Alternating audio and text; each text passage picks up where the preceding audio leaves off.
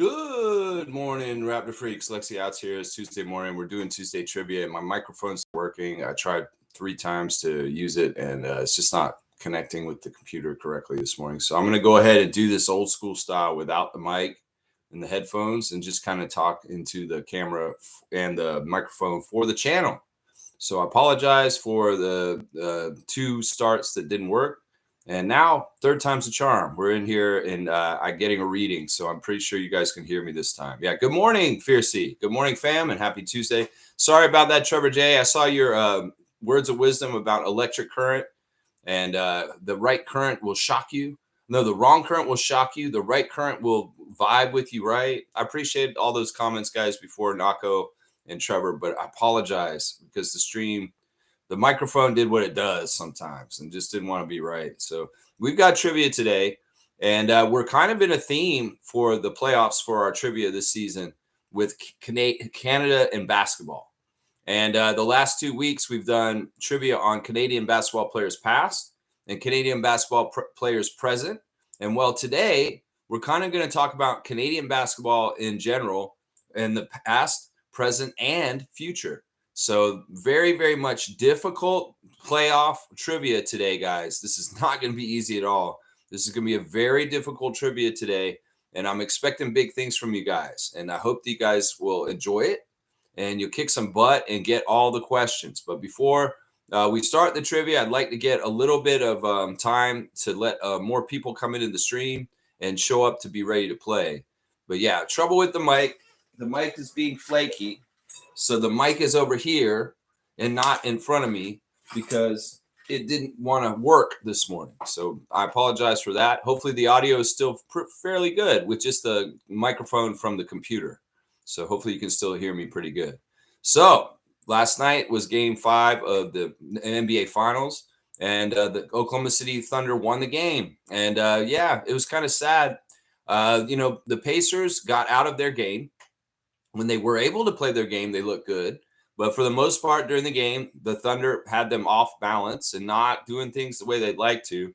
And really, the Pacers do their best when they pass the ball a lot and move the ball around. But, they were settling for 2 quick shots and trying to beat the Thunder one-on-one at times, and it just didn't work. And, well, it didn't hurt that their supposed franchise player was not good at all last night. He absolutely was disappearing. And that's the nature of those kind of players that are shooters. Streak shooters can totally disappear and be gone and not help you at all. And that's, I was kind of hoping Indiana would come back and win the game last night, because if they had, it would have been very, very clear that Pascal Siakam is the MVP of the Indiana Pacers. So it's too bad that it went down the way it did. But you know what? Oklahoma City, kudos to you for holding serve. My 3 stars of the game are Jalen Williams, who came out in a huge way with 40 points. And honestly, I was sleeping on him. And I woke up to him last night, like a lot of people did. I was kind of like, I don't know if the Thunder should have him as an all-star also. But no, a dude earned his all-star. And after seeing last night in the finals, 40 points, Jalen Williams is a bona fide all-star. And I have more respect for him as of today. Also, Shai Gilgeous-Alexander, very strong, very tough. The success that the Thunder get is when they are able to shed Andrew Nembhard off of SGA. And when SGA gets guarded by TJ McConnell or Aaron Nesmith, he can cook them. Like TJ, he just shoots over. And Nesmith, he's able to beat with quickness. It's really been key how the Thunder have been using screens to shed Nembhard off of covering Gilgeous-Alexander, and how they've been successful. Plus, Jalen Williams really did bust the game open with the way he plays. Nobody had an answer for him on the Pacers side yesterday. So, and my 3rd star of the game is Lu Dort. Lu Dort was fantastic defensively. His energy is very annoying for the Pacers. He's very physical. He's a bit dirty. We've seen him hit Obi Toppin in the head. We've seen him do some crazy, crazy physical stuff, like grabbing people around the crotch and pulling people's arms and stuff like that. He really is like a torture chamber because he's very, very physical. And he's even physical when he has the ball in his hands and he's trying to dribble to go to the basket. He's being physical on people. It's pretty crazy. So yeah, a little overview from the finals game last night. I fully expect the Pacers to win the next game in Indiana, and we will go to a game 7. But yeah, even with Thunder winning, the threat of the Pacers coming back and winning this game makes it exciting and not, boring. Where you get to the point where, well, this game's already over. It's a blowout. No, because it was within 6, within 15 minutes to get going the game. So it's like, yeah, there was time and there was a small margin. And if Halliburton had showed up at any point, if the Pacers had gotten their shit together a little bit more, they might have actually been able to come back and beat the Thunder, because in some ways the Thunder were ripe for the picking last night, even with all the energy, the chaos, and the defense that they were getting from their home crowd and their own team. The Thunder are lucky in some ways because Halliburton, I guess he's really hurt. And that's too bad, man. The next 2 days, Halliburton's going to have to soul search. And if he doesn't get healthy quick and he's not ready for this next game, they're going to be in big trouble. Big trouble. And you know what? You don't want to live a life of regret. You're going to say, I got the finals in 2025, but it didn't happen, man. It didn't go that way. You don't want that, Tyrese. Trust me. Your best shot getting to a championship is right now, and you need to capitalize on it and get it right now, because there's no guarantees on the future. And that's what I got to say on that. All right, let me see what else you guys are saying in the chat, and then we'll do the trivia real quick, guys. All right, I got some more people in here. Fantastic. Lots of people here for the Tuesday trivia, which is going to be on Canada basketball, past, present, and future. And these are different kind of questions. I don't think y'all are going to be able to do this. Now, I'll ask this. Go off the top of your head on the questions. But if I'm in trouble and nobody's getting the answer, you may have to do the Google then. But I want you guys to try and do this without Googling the questions today, if you can. Fiercely saying, good morning, fam. Happy Tuesday. Trevor J saying, relations are like electric currents. Wrong connection will give you shocks throughout your life, but the right ones will light up your life. I love that. I love that. You light up my life. I don't know how to sound without the mic. That's right. The mic makes me sound better. That's right. Fiercely saying, OKC got lucky because their third quarter was shaky. Halliburton had 0 points, I believe. He got points at the free throw line. He did not score a single field goal, but he got some points at the free throw line when he got fouled. But, man, I felt bad for the kid because he really did look shook. He really looked upset and sad and scared for how bad he played. This is not what you want in this biggest stage. Knicks fans are making fun of him right now. They put out the choke picture of him like this all over the place today. So yeah, look who's choking now. Tyrese Halliburton. Knicks Nation coming back with a vengeance after his performance last night. Yeah, Naco the Nacho saying Jalen Williams had the best game of his career. Yeah, what a time to do it. Seriously, that man, if people did not respect him or understand who he was, they do after last night. And I'm one of those people. I have to do that Shaquille O'Neal, I'm sorry, I wasn't familiar with your game statement for Jalen Williams from last night. A lot of respect for that guy. Seriously, he mixes it up really well. He does have a really nice 3-point stroke that would look real good last night. And then all the stuff he's doing high off the glass, like Richard Jefferson said, that is very high level skill, what Jalen Williams is doing. In fact, I would say this, he's the most like Siakam on the court. There's certain things that he may be able to do in the next couple of years that is very Pascal-esque. Let's just put it that way. It's very Pascal-esque. Not going to say if Halliburton played better, they would have won, but he was injured. Yeah, there was something messed up there. I feel so bad, but you got to play for the pain. You can't, I don't know what how bad he was, but he did look like when he was on the ground that one time, he was really not right. But this is the playoffs, man. I mean, listen, if Chet's going to get his shin kicked and twist his ankle all over the place and do that and still be out there, Halliburton, you got to do the same damn thing. Man up. Listen, this may be only for another week, this playoff series. You need to go through the pain because honestly, this is the thing. You worked this whole season to get this point, man. This is why Kyle Lowry played in 2019 with broken bones on the down low that nobody knew about when the Raptors won the championship. You got to just play through the pain. In fact, if nobody knew that you were hurt, that would probably be better. But man, it's obvious you're hurt because of the output of what you did on the court. It's crazy. Seymour saying, Lex, is the hiring of Danny Ainge's son big news or nah? He was the Celtics, now Jazz. I don't think it's really that big of news. I think it's, in some ways you could compare it to Jalen Brunson going to New York to be with his dad, Rick Brunson. It's that kind of thing. I mean, Danny Ainge is a longtime Celtic. And like, but he didn't get the job in Boston, so he kind of got pissed. So he did have it. He had to leave. And then he's running Utah, and I guess his son's involved, and his son was working for the Celtics, and he hired him away and brought him to Utah. There are connections in the Ainge family with Utah because of Brigham Young, and I think they're Mormons, so they totally fit in Utah, being around the Jazz.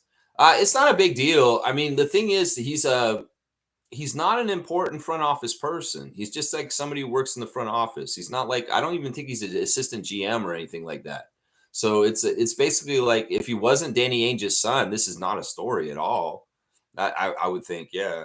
And it's not collusion or anything. I mean, people have job contracts or the ability to have the freedom to work for who they want to, usually in positions that aren't that important. And I don't think his position's that important. It's just that he wanted to go work with his dad. Trevor's saying Indiana Pacers forgot to show up last night. Pascal led the way in point. Tyrese 4 points, while SGA and Williams combined for 71 points. SGA surpassed Michael Jordan and LeBron with 12 30-plus games. Yeah, this is historic. Shai Gilgeous-Alexander is in rarefied air above his airness and King James. As far as accomplishment in a playoff run, he has the most 30-plus games in a playoff run ever in the history of the NBA. And it's really amazing. It's impressive. I mean, seriously, this dude is doing more in the playoffs right now than Michael Jordan ever did. And I don't know if that's Jordan-esque or not. I mean, seriously, come on. That's Jordan-esque, right? That's Jordan-esque. Can we say SGA is Jordan-esque without sounding corny or kind of half-assed? I mean, I think you can. I think you can say he's Jordan-esque at this point. He deserves the moniker right there, man. It's really, really amazing, man. Let's see. Nako's saying, looking at him, I don't think Hallie would otherwise play. Yeah, I mean, I think that the commentators were right when they're saying just bench him for the rest of this game and don't play him anymore. I mean, Rick Carlisle did take the starters out a little bit early just because he knew the game was over and he waved the white flag and he put in Johnny Furphy in them. But, man, it's got to be tough, that decision to make. Like, do I mess up my career in the future, possibly by hurting myself in a really bad way, or do I let this opportunity that's going through my fingers go? Man, he really needs to play. He really needs to play. I don't care. He may never, ever get to the finals ever again. And he needs to play. Now, it's now or never, bro. And if you don't, I don't care. I know that players in the 80s played with crazy-ass injuries, and you got to suck it up. This is the NBA Finals, bro. And you don't get here very often. That's right. Yeah. Stargate saying, I'm telling you, Lou Dort learned that shit from Kelly last summer. I don't know if he learned it from Kelly. I mean, I'm sure they traded notes on certain kinds of very physical defensive play. But I think that Lou had his own stuff, and they may have maybe there's some tricks that were traded. But for the most part, Lou was probably already a lot of that stuff coming up in the way he does things. I think Lou Getz is such an underrated player for the Thunder. It's easy for us to overlook him because, they're trying to promote the big three of SGA, Jalen, and Chet. But Lou Getz is a two-way player. And the thing is, in this finals, he has been masterful from three. He's shooting such a high percentage from three. In fact, last night, I think he was 4 for 5 from three-pointer. No, 3 for 6, actually. But still, that's 50% three-point shooting for the most part from Lou Getz. And that's been huge. And the thing is, those threes he hit last night were at very key moments where the Pacers were coming back. And Dort was like, nah, I'm putting another 3 on top for Oklahoma City. And that's really clutch three-point shooting when they really needed it, along with the very physical, annoying defense. In fact, you could probably say part of the reason why Halliburton's hurt may be Lou Getz Dort. And that, he's been so physical with him and on top of him. As much as Nebhard has smothered SGA, Lou Getz has smothered Halliburton. And that has been a big, big factor in this series. Trevor's saying now they are saying the Pelicans got fleeced by the Raptors for Ingram because of the Desmond Bane trade this weekend. Yeah, I mean, I would agree with this. I mean, the price that Orlando had to pay to get Desmond Bane is crazy. In some ways, like, it makes us trading for Brandon and getting what we had to give to them for Brandon like a steal. Like, seriously, this is the kind of stuff I like to hear. that people are saying, oh, yeah, well, look at what Orlando had to give for Bane. And wow, the Raptors really did get Ingram for a steal. Yeah. Yeah. I said it at the time. The way that we got Brandon Ingram was really, really good, honestly, because we didn't really give up any core players that we wanted to keep long term. And we minimized the amount of picks we had to trade for him, too.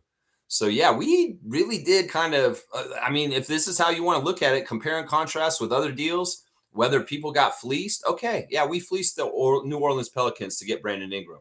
Of course, none of that comes through until we see him physically come on the court. He can Olajuwon or Otto Porter us still, and we need him to show up and produce and do stuff on the court for this to actually be a full official fleecing. So, yeah, Brandon has to be healthy and get out there and play, and then it'll be, yeah, that'll be like that. But if we get him on damaged goods and he never plays for us, well, that's not a fleecing then. So we got to wait for him to show up. Nako's saying it's weird for Holly to be this bad. Not really. This is the thing. Those player types do this. It's a Gary Trent Jr. player type. I'm just saying, Gerald, if you're going to live by the three, you're going to die by the three. And one day that three ain't going to be there for you at all, like it was for him last night.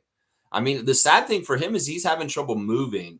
Like his leg is messed up. He can't be fast enough to get to his shot so he can be open. And that's totally the reason why partly he did not score any field goals last night, is because he can't laterally move or move quick enough to shake his defenders to get room to shoot because his leg is hurting him so bad.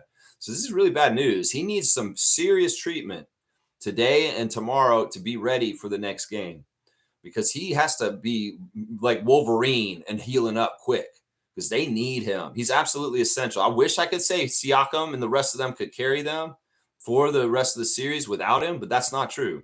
They need Halliburton. You know, Nebhard had a tough game last night, too, on the download. Nebhard was throwing some half-ass passes that were getting ran across and stolen. People were telegraphing them, like SGA and Caruso. You know, you're going to throw the ball half-ass, Andrew, you're going to get the ball stolen half-ass. In some ways, it's, once again, just like Ben Mathern at the end of the game showing youth and inexperience. Well, sometimes, you know, Nebhard's been very heady and tough and very ahead of his years in the series, but he kind of showed his youth last night as far as like inexperience, because he was not playing at the level he should have been playing last night, and he caused some bad mistakes for the Pacers. So, yeah, that some of those turnovers were killing them. They were doing really well, and then Andrew would throw a really weak pass over the court, and the Thunder would get it and run in transition to get a dunk. It was really, really bad. Really, really bad. Really bad. Yeah. Let's see. Seymour saying one more win. Hang on. One more win, and Holmgren, one more championship. The windbreaker. Home God. Oh, my gosh. I will say this also. I mean, last night was another chance for us to see Chet get pushed around like a rag doll. Yeah, I mean, I love it, man. Siakam can move him like a door. And it's kind of funny, like, to see sometimes. Like, you know, Chet was whining and crying because he got pushed or hit. Yeah, they don't care. Mark Davis don't care, bro. Mark Davis and James Williams do not care that you just got pushed or anything like that. This is the finals, bro. This is how it is. In some ways, Chet, as a young player, just like Andrew, is feeling, you know, the new levels of experience and old man hardness and strongness, as far as like, yeah, this is the playoffs, and, you know, old man strength happens. And, well, you young man, you're a door. You are a screen door in the NBA. You can get opened and closed. And it really is like that. I mean, Obi Toppin, or Miles Turner sees Chet in between him and the basket. They're just running right at him, pushing him underneath the basket and making the layup. That man is not a big. He can play wing. He can shoot threes. He can attack the basket. He can do crazy backward shots, flipping over his head because he's so tall. But he is not a 4 or 5, because, listen, he's a screen door. That's basically it. The man has no physicality. He can be pushed aside like he's nothing. And that's just the damn truth. That's just the damn truth. There was that poster dunk by Aaron Nesmith late. Wow, what a classic, man. That may have been one of the top 10 posters ever in the history of the NBA. The way Aaron Nesmith went up over Chet, the way it looked live on TV, it was like, did he even make that? And then Doris Burke was saying, oh my gosh, he made that over Chet, and like dunked it right on his head. And like the picture of it's hilarious because Chet's like, oh, and he's like, right on top of his head, like literally right on top of his head. As much on top of your head as you can get dunked on was what happened to Chet Holmgren last night. They're always doing this in the games, right? When there's a big posterization, different players in the league go like this. Well, the epitome of that is what that was. Neesmith on Holmgren last night. It was crazy, man. Crazy. SGA, fire. Yes, Fiercey. Smooth's here. Good to see Reggie. Per Shams, KD wants San Antonio, but the Suns are holding firm on Castle or the number 2 pick plus filler to get it done. This all sounds real right here. This all sounds real. This is very plausible. This is a rumor. This is from Shams. Shams is a very reliable source. We did see him on the broadcast last night. And this all sounds very plausible that the Suns are being hard asses and they want either Stephon Castle or the number 2 pick. I say just give them the number 2 pick, Spurs. What's the big deal? Just give them the number 2 pick. They're going to need to start building with some youth. So why not? If you really want to do this, that number 2 pick was just gifted to you. You don't even need it. You won the lottery in a weird way that you didn't need to. So why don't you cash in your chips and go get old Slim Reaper and add him to your crew without losing Castle? Just give them the number 2 pick. I think that's what the Spurs should do. I'm being very serious. I think that's what they should do. Because honestly, I think that Dylan Harper or Ace Bailey is not better than Kevin Durant. And you might be better off with getting Durant here. That's right. Our Canadian MVP, SGA. That's right. This man's a badass. Did Stephen A. Smith say at the beginning of the broadcast that Shai Gilgeous-Alexander is probably the greatest player in the world today? That the greatest basketball player that walks on the earth today is a Canadian man from Hamilton, Ontario? Okay, then. We'll take that. We'll take that. That's right. Straight goods on Canadian goods. How about a Canadian MVP? That's right. That's right. Fusey said, I don't get why Carlisle sat out TJ so long, considering he was the spark that reignited the Pacers. That was a weird move. Man, he was really debating whether he could play Halliburton or not. There was a lot of time where he was trying to play him, but he was absolutely ineffective. And then he took him out for a good chunk of the first half, remember? And that, TJ was amazing. Honestly, TJ McConnell is amazing. I have so much respect for him. And the other team and the players in this do also. This is the weird part of the series where things get a little chippy. And there have been a little chippy. We've seen like people getting in each other's faces, but not totally. They played Tony Bradley yesterday for the first time, which I thought was a really smart move by Rick Carlisle to get that guy out there because they need the size to battle Holmgren and Hartenstein. And, basically, these two teams are so friendly and like good sportsmen that, they come close to like, we want to fight, but we're not going to fight. And that one moment in the game last night where McConnell pushed Hartenstein to the ground and pretty hard. And Hartenstein got up at first like he was going to come at the person, but then he saw it was little TJ. And he's like, I can't fight this guy. I would look stupid fighting this little TJ McConnell guy. So he kind of smiled and dapped him real hard. And he was like, yeah, all right, we're playing, we're competing. So I like that. I like the mutual respect between the Pacers and the Thunder and the fact that they're not letting their motions run out of control. But at this point, and usually in a final series or a playoff series like this, there's a little bit more chippiness and maybe a little more fighting and shoving and maybe even some, extracurricular activities. But these teams really respect each other. They're well coached. And in some ways, there's too much friendship across lines for them to just full out break into a melee if there is any extra physicality. Because there's been some plays in the last 2 games that have been a little extra. But nobody's crossed that line, and everybody's been very respectful in the competition and keeping it to competing on the court with the basketball and not with their fists, which is good, which is very, very good. Yeah, TJ is, he shouldn't have to do what he did last night. In some ways, he really was doing spot duty for Halliburton being ineffective. And he was amazing. Honestly, he was so fun to watch. He's one of the oldest players on the Pacers, and he's one of the smallest. And the fact that he can do so much to control the game in the middle of the game is super impressive. I hated TJ McConnell when he was a Sixer, but I really respect TJ McConnell as a Pacer. I really do. He's amazing, man. He's amazing, honestly. He was a big part of last night. Seymour saying Edwards told management, bring in Durant or Morant. Edwards told, who's Edwards? You mean Anthony? Yeah, okay. Well, he's doing some Giannis stuff. So we're saying the Suns are insistent with the Spurs because KD will sign an extension once traded. Well, that is the risk, though. That is the risk. And that, maybe the Spurs are a little bit hesitant because, well, that's not a guarantee that he'll do that. And is Kevin a snake? Will he sign with them and say, yeah, I'll do the extension. And then all of a sudden he does something weird afterwards? That's the thing. Not everybody's Jakob Poeltl. and you can get a smile handshake and you got a deal. No, in some ways, I don't know if I trust the snake, Kevin, to come there. And yeah, he'll sign an extension with you guys, San Antonio. Go on and take him. Yeah, he better, Phoenix and Matasheba. If we're going to do this, seriously, he better. That's what I'm saying. Seymour saying, I got to unload 300 surfboards. Why is there surfboards in Alberta? That's interesting. That is interesting. This seems like a Hardy Boy mystery or Encyclopedia Brown or Nancy Drew. The case of the mysterious surfboards in Calgary, Alberta. Yeah. Did you guys open up an indoor wave pool or something like that? Did you guys have a huge lake somewhere that has some ebbs and flows of tides? Do you have a community that likes to pull people behind boats on surfboards? I don't know. This is weird, man. This is weird, man. Maybe there's a surf shop opened up, even though you're landlocked. I have no idea, Encyclopedia Brown. What the hell is going on with your surfboards there? That's why. Well, Maui Wowie, duty. Hang loose, my guy. All right, let's go. Yeah, tubular. Yeah, Sue's saying otherwise the Timberwolves have the best offer in terms of win now guys. Dante D and Rudy Gobert for KD, but he's adamant he does not want to be in Minnesota. Yeah, listen to KD. Listen, when KD says stuff, he says stuff. He's on Tinder, Twitter, always talking about stuff, right? He's always on Twitter, and he's always outspoken. So I think that, if you're hearing KD say stuff, listen to him. He's telling you exactly what he wants to do. And I'm pretty sure the deal is done already with San Antonio or Rockets or Miami. And Minnesota is a red herring. And everything that you're hearing about Minnesota, it may be coming from Anthony Edwards, but it ain't coming from Kevin Durant. This all checks. This all checks right here. This all makes sense, what you're saying here, Reggie.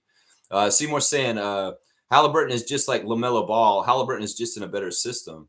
I'm not going to disagree with you. There's a lot of flashy extra shit with Halliburton that's not necessary. But when the meat and potatoes of the game are on the line, you got to have that meat and potatoes to show up and feed the game.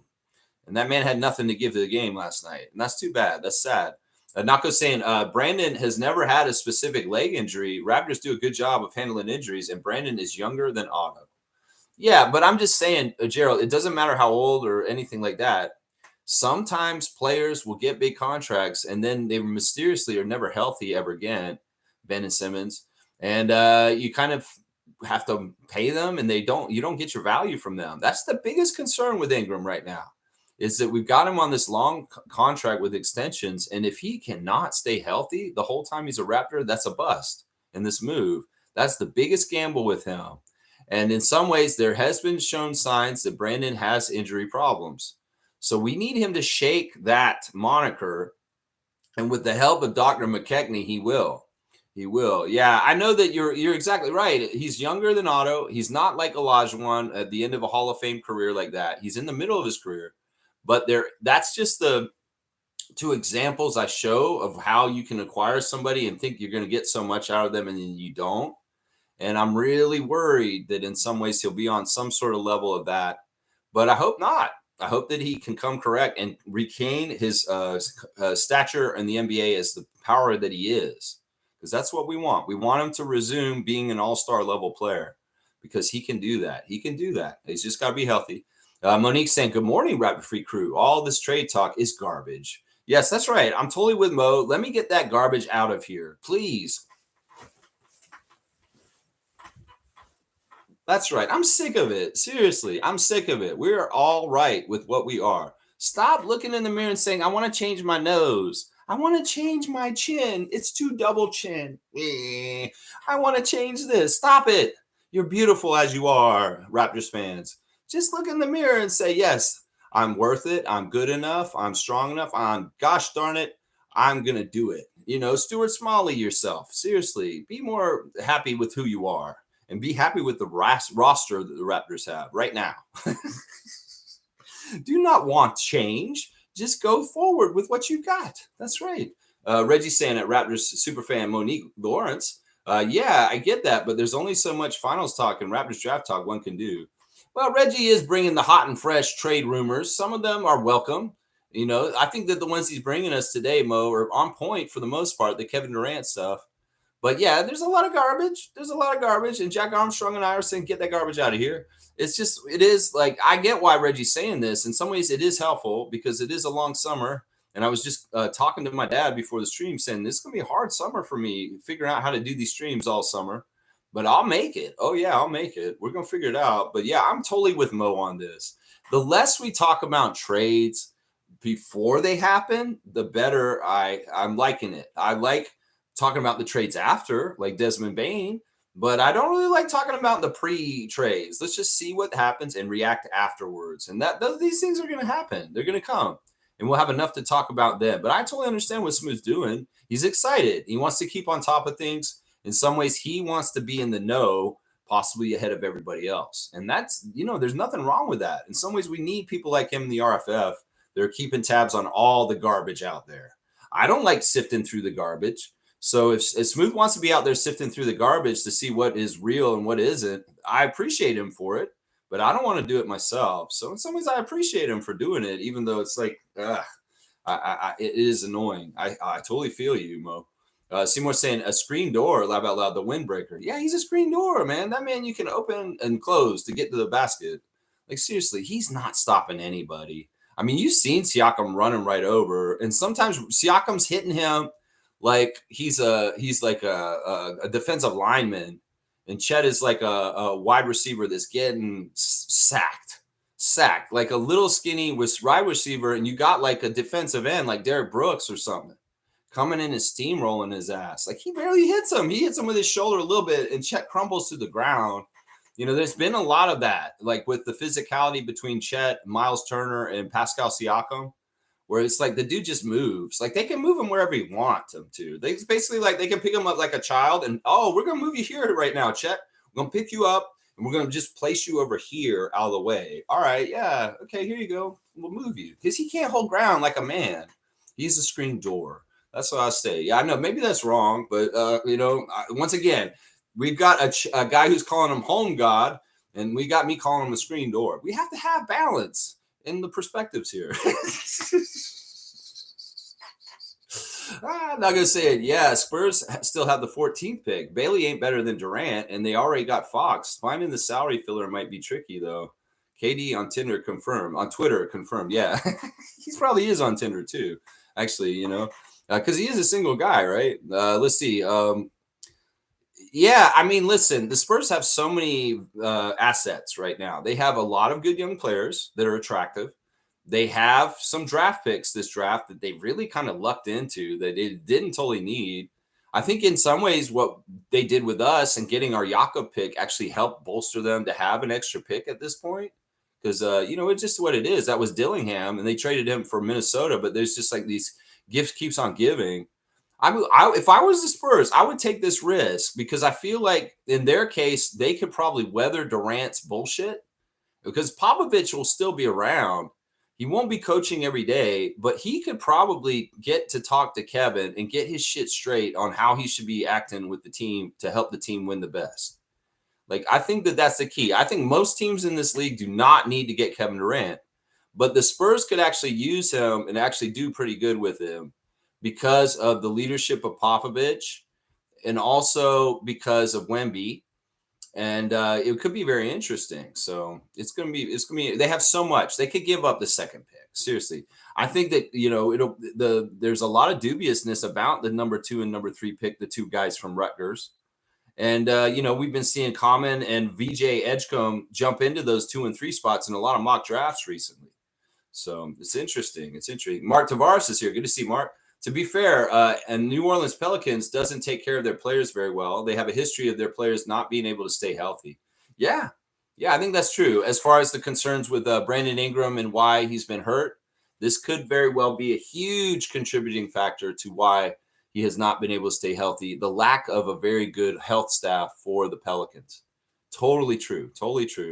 Trevor's saying, would you all think Raptors was going to bring Ingram in? I did not know that can make him healthy again. Our front office is too smart. Yeah, I mean, I didn't see the Brandon Ingram trade. I knew that there was a couple of rumors going around in the middle of the season, and I was like, well, I don't know. But boom, they did it, and I was like, okay. And of course, when I see what they do, I'm kind of looking at it from the perspective of Masai and Bobby. And why would they do this? Like, what is this about this? They must know something about Brandon. They must know something about his injury. They must know something about how he could fit with what Darko wants to do, and it's going to be good. Because once again, rule number one, we got to trust Masai Ujiri. And when he makes decisions like getting a Brandon Ingram from New Orleans for Bruce Brown and Kelly Olynyk and some picks, well, you got to trust him because he knows better than us. And we're going to see it. That's right. That's right. The front office is too smart. That's right.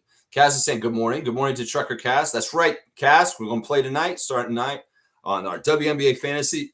Let's go. We're going to battle. We're going to battle. That's right. Let's go, Kaz. It's going to be fun. Randolph's here. Blessings, beloved Raptor Freaks, most informative gang. When the world panics and uncertainty, you, the positive and faithful, must prepare and move for a mighty move of God and be used. Yeah, I like this. I like this. We want to be a vessel for God and good and the creation and not destroying and not evil and not Satan and not the bad. And there is a lot of destructive forces out there. In your heart, you know the truth about what is right and what is wrong. In your heart, you know God speaks to you in unspoken ways, and you know in your being what spiritually, what is the right decision in certain situations. And right now, a lot of people are getting forced or trying to get chosen to do evil, but we need to stay fast and understand what's right. In a world that's getting the truth perverted by men that just want to capitalize and corrupt the world. So yeah, this is more important than ever. Seriously, you can feel the power of God through you and what is righteous and right for you to do. So don't go away from it. Go towards it because it is your calling. And we are all his children, and we need to follow his lead and his power. That's right. Blessings to Phillips family and all the Raptor Freak families out there. That's right. In times like these, yeah, you know in your heart what's right. You know what it is. We learn and we know inherently in ourselves when we come here, we know what's right and wrong. Seymour saying, I get people don't like trade talk, but it's a part of the game. Like a ref calling a foul, we might like the call, but it's part of the game. Just saying. There's 30 teams, not 8, like back in the day. I mean, this is fair, and you know, it is postseason for us on the Raptors, and we are, you know, it's tough for me to come up with streams, yes, but in some ways, I don't want to take this cheap way. This was a rule we made early on this channel that trade talk is not really one of the main components of this channel. We've forgotten this, guys. That back in the day when I first started doing this channel, I outlawed trade talk. Because I said, there's a lot of channels that do trade talk. You guys, we could do trade talk in other places, but here I want a sanctuary away from it because in some ways it's like a lot of hot air. And in some ways I used to always call it as a waste of time. But I also see what you guys are saying. And if it's your interest as Raptor Freaks, well, I want to cover it. In some ways, I don't want to make too many rules these days. I'm trying to be more open to what you guys want to do with the content on the channel. So I've relaxed the trade talk rule in more recent months, but in some ways it annoys the hell out of me, just like Monique. And you know, I like to limit it. I like to not go over every single crazy outlandish idea that's out there, and maybe like look at the ones that may be realistic and possible. But yeah, sometimes you guys bring stuff in here or to the Discord or to the Facebook group, and I'm just like, yeah, this is not in reality, and this is a total waste of time. And that's really what it is. We did have the rule before. That's the whole thing. But it's the slow news summer. And I might have to do a little bit more around that, especially if you guys want to, because I do want to talk about the things you guys want to talk about. Reggie's saying, here's some draft news. Ace Bailey has not scheduled a workout with any team. He believes he can be a star and wants to land in the best possible place to accomplish that. Well, that sounds really stupid. That sounds really, really dumb. That sounds cocky and arrogant. And I thought that man was undersized, a little skinny and stuff. Man, this is not a smart move by Ace Bailey. Man, this is really making me think he's going to be a bust. Just this statement right here by Reggie. Crazy. Kaz is saying facts. That's like trade rumors are just a part of the offseason, Lex. Get over it. All right. I'll allow it to a degree until we get too crazy. Or somebody's just so adamantly about trades this. We have to do this. Like if somebody came in here and said, Lex, the Raptors will be shitty next year if they don't make a big trade this summer. Because I've heard that kind of action come in here in summers past. And I'd be like, no, shut up. You think they're not going to be good just because they didn't make a trade? Come on now. You can't believe that. We know what we're doing here. That's right. Reggie's saying he's hoping that certain teams can draft up to pick him to trade up. Oh, Ace Bailey. All right, he's on Dream World. He's really shooting himself in the foot if he's not doing workouts. What an idiot. Mark is saying this: if it was an opportunistic trade, BI is way better than what the Raptors traded. They traded way up. Yeah, yeah. In some ways, this is kind of the other shoe dropping after the Pascal trade because that was an opportunistic trade for both the Knicks and the Pacers getting OG and Pascal because of the situation we were in. And well, Brandon was in the same situation with the Pelicans. The writing was on the wall. He was going to have to leave, and they were needing to trade him and move him to get any kind of assets for him before he left in the offseason as a free agent. So, yeah, this is some ways counterbalancing the perceived fleecing that Indiana did to us for Siakam. But in some ways, look, we got Brandon directly from the Siakam trade. So I'd say that's a pretty good, that the thing I'm going to start saying to people is if the Siakam trade was so bad, why did Masai trade number 27th pick in the same draft and he eventually got the number 2 pick in that same draft? If that is such a bad trade, seriously, Brandon was drafted in the same year as Pascal at number 2 in the draft. And Pascal was like 27th in the draft. So we made a 27th pick into such a star that we flipped him and we eventually traded for the guy who got picked second in the same draft class. So, I mean, where's the losing in that? Come on, that sounds like that's pretty much up trading. Some people go to the swap meet and they start trading something and all of a sudden they leave with something really, really badass at the end. That's like going to the swap meet and really figuring out to get upgrade. That's right. Upgrade. Seymour saying, I want to know which tool in here would trade Scotty or RJ. When you limit the content, we can't get a full spectrum of who's a real one and who's not. But yeah, this is true. I mean, listen, when we get new people in here, we're gonna learn their personality and stuff. But I think most of the people that come in here kind of understand the room, and they know that, like, yeah, if you start talking about trading Scotty like willy nilly too hard or RJ, yeah, you're gonna get found out, and you might get crushed verbally by some of us. I get it. I mean, in some ways, that's good because we want to protect our guys, and we do want to keep Barrett and Barnes. Oh, yeah, we do. But I get what you're saying. In some ways, I sometimes wonder in the morning, should I click subscribers only talk on my chat? Because sometimes I want to let anybody just come in here like before and just talk on the channel. Like if there's somebody who just shows up and they just feel like being an ass, should I, maybe I should start allowing anybody to talk in the chat, not just subscribers. It could be very interesting, and it could be fireworks, and some fun stuff happens too. Haters, trolls, people that are asinine and have stupid ideas. You want them to come in here, Sheriff? You want to see this kind of stuff?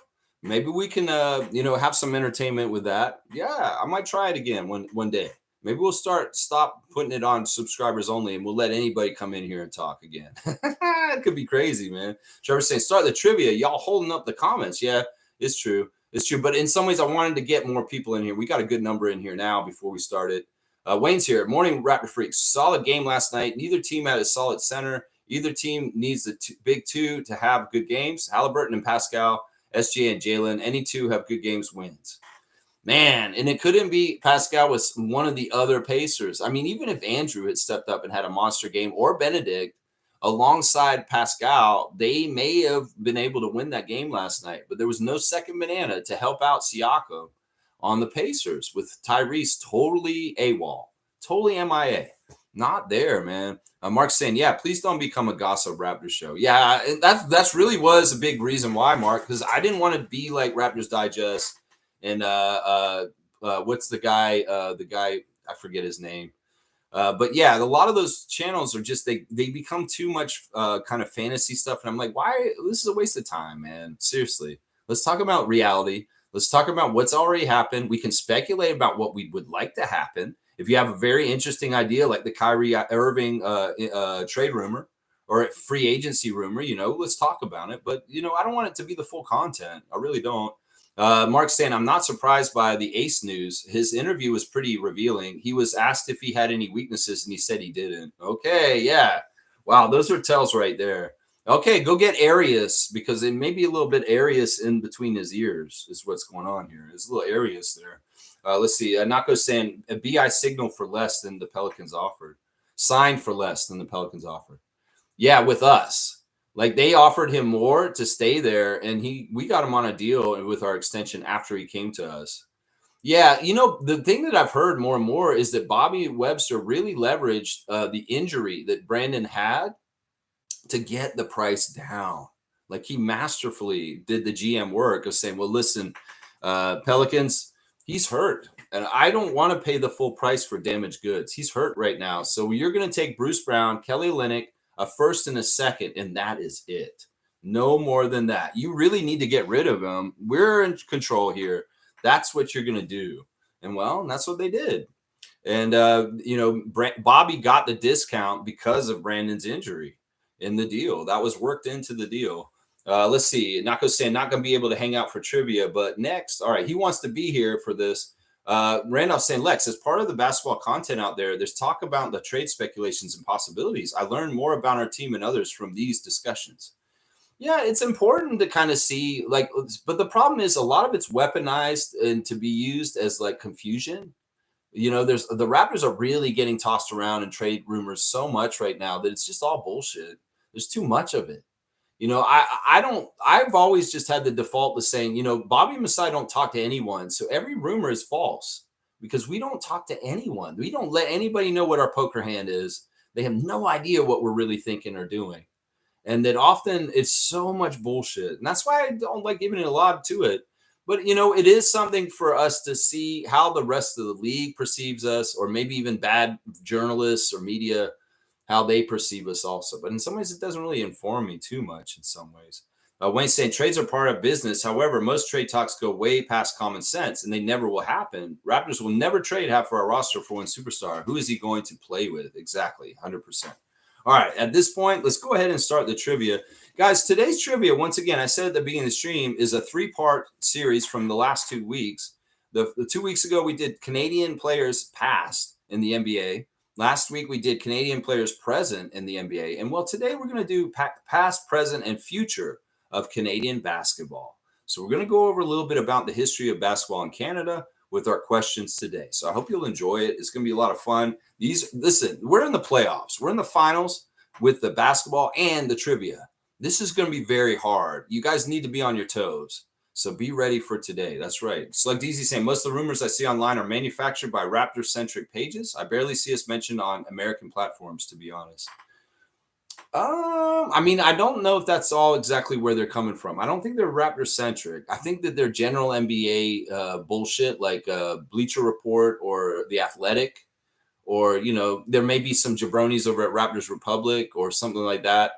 But, quite often we're used as a pawn for people like Rich Paul, or that just know the presence and reputation of Masai Ujiri. It can be utilized in active talks with their clients with other teams, and they will float the Raptors name out there just as a red herring, just because of Masai and who Masai is. So we got to understand we're being used as a name in a lot of these rumors, and there's no real fire. It's all absolute bullshit because they're using it to their advantage because they know that Masai's name has some credentials and power to it in the Raptors as an extension. So that's part of it right there. All right, let's go. Let's get this done right now. We got 17 questions. It's about the growth of basketball in Canada, guys. So be ready. We're going to be jumping all around on subjects here. We'll start from the beginning right here with basketball in Canada. Guys, what Canadian university did Dr. James Naismith attend? What Canadian university was Dr. James Naismith at when he was in university? This is before he invented basketball. He went to this university. He played football at this university, guys. Kansas. He did work at Kansas, but that's in the United States. I asked you what Canadian university did he go to? The very first university he attended as a youth, as a child, not where he worked as a coach. He worked as a coach. Yeah, it's all good, man. But you're right. He was at Kansas. Montreal is a city. That's not a university. Vancouver is a city also. That's not a university. I asked for the university. What university in Canada was James Naismith a student at? And he played football for him. My father got this one like that. You know who else got this right away? King. I did the trivia on King after our show last night. McGill's right. McGill is right. Reggie's got it. It was McGill. That's where Dr. James Naismith went to school, was McGill, guys. That's exactly right. Isaac, you're just behind him right there. All right, next question, guys. What does the initials BAA stand for? What do the initials BAA stand for in the history of basketball? What do the initials BAA stand for? Yeah, what is BAA?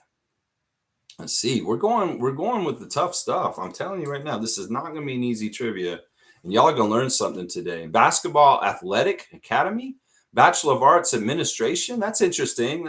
We're talking about basketball, not at the school. I think that Seymour has got one of the words right, just one of them, and it's the first one. So basketball is the B in the BAA. But what are the other two letters standing for? It's not Athletic Academy. Let's just say this. This is the original name of the NBA. The first season or two of the NBA, this is what the NBA was called, was the BAA.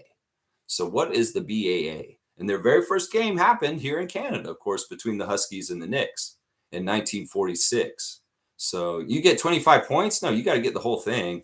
Fiercey got it. It's the Basketball Association of America. Now, you didn't Google that, did you, Fiercey? You probably did. But yeah, it's the Basketball Association of America was what the NBA was called originally. And the first ever game was played at Toronto, the Huskies and the Knicks. That's right. Fiercey will get that one. Basketball Association of America. All right, next question, guys. Oh, you didn't Google. That's pretty good. That's pretty good.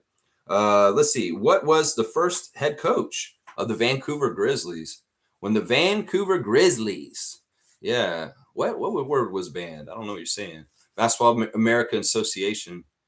Stu Jackson. Stu Jackson was the first GM, but he was not the first head coach of the Vancouver Grizzlies. Yeah. Bob Hill is not right either. These are interesting guesses. Yeah, let's see if people can get this off the top of their head. We got Brendan Malone over here. Who did the Grizzlies have as their first coach when they started? Yeah, we're doing basketball in Canada. Brian Hill, you're close. The first name is right, Smooth. It was a coach with the first name of that, but not the last name. Brian Hill was a great coach for Orlando Magic, and he did coach the Grizzlies too. So you're on it right here.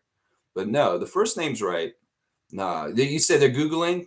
Somebody might Google. They might if we struggle too much. There we go. Smooth got it. Brian Winters is right. Brian Winters used to be a coach for the Atlanta Hawks, and then he came out to Vancouver and coached the Grizzlies as their first ever coach. Yeah, it was Brian Winters is the right answer. Yeah, Seagull. He probably knew it from the Brian clue. That's right. Yeah, no Google for him. He just remembers coaches that were named Brian. All right, guys, here we go. Next question. The National Basketball League of Canada existed in 1993, but only existed for 1.5 years. How many teams were in the National Basketball League of Canada in 1993? How many teams were in the league back then? 6. Seymour's right. Seymour's right. There were 6 teams in the National Basketball. You're just behind him, Isaac. I see you right there. You're just behind him. But 6 is right. And Kareem's there too. A lot of y'all got it right in a row. Yeah, Seymour's first in, though. Even though he's in the Mountain Standard Time, he got it in there quicker. There were 6 teams in the National Basketball League of Canada in 1993. That was a small league that didn't last very long. In fact, it ran out of business halfway through their second year and folded in the middle of the season. Yeah, no trade talk league. That's right. Next question. Before the CBL, there was the National Basketball League Canada. One team won 6 titles. This is when they did it again. They had the National Basketball League of Canada the second time. And the one team won 6 titles and was in the league the whole 11 years it was in business. What team, the name of the city and the team name was that team that was in the league for the whole 11 years, and they won 6 of the championships in the National Basketball League of Canada. Toronto Huskies is not right. Halifax is a city, and it's not the right city for where this team was. Yeah, this is a little tough. This is a little bit, these leagues are unknown. Like the smaller Canadian basketball leagues that didn't get any press, really. There was a league called the NBL Canada, and a team was in the whole league for the whole 11 years, and they won 6 of the titles in those times. Hamilton's not right. Montreal's not right. Edmonton's not right. I do want the team name, which is the city and the name, if y'all can do it. But I'll let you guys get the city first, and then we'll go from there. But yeah, none of these cities is right. This team is still in existence in another league at this point. In some ways, this is going to be interesting because y'all are going to learn something about Canadian basketball in a second. None of these cities are right. You guys are on too big of cities. It's not Montreal. It's not Winnipeg. It's not Vancouver. It's not Edmonton. It's not Niagara Falls. It's not Halifax. It's not Hamilton. Hamilton's probably the best guess so far. Let's just put it that way. Windsor is not right. Moncton is not right. But yeah, Hamilton's probably the best guess so far if we're talking about where it's close to. Kitchener, you're getting even closer. It's not Kitchener. It's getting even closer. Not St. Catharines. No, you're getting closer, guys. Waterloo, even closer. We're getting even close there. Niagara Falls, no. You guys know the region of Ontario we're talking about. Think about maybe a college town. London is right. Seymour got it. It's London. It is London was the team. And what is their team name, Seymour? What is their team name, Seymour? The team name of the London team. What do you think their team name was? What was the franchise's name? London what? It does have an L name. London Knights? No, it's not the London Knights. London Lions? No. It's alliteration is good here. Let's just say they're maybe cousins to the team that won the finals game last night. So they may be cousins to the team that won the finals game last night in the NBA because of their team name. So which team would that be if it's their cousins with the team that won the game last night and we're alliterating London with another L word? What would it be? Think about that. There's a brain twister for you guys. London Lightning. Stargate figured it out. That's right. London Lightning is right. I'm going to give Stargate the points for Lightning.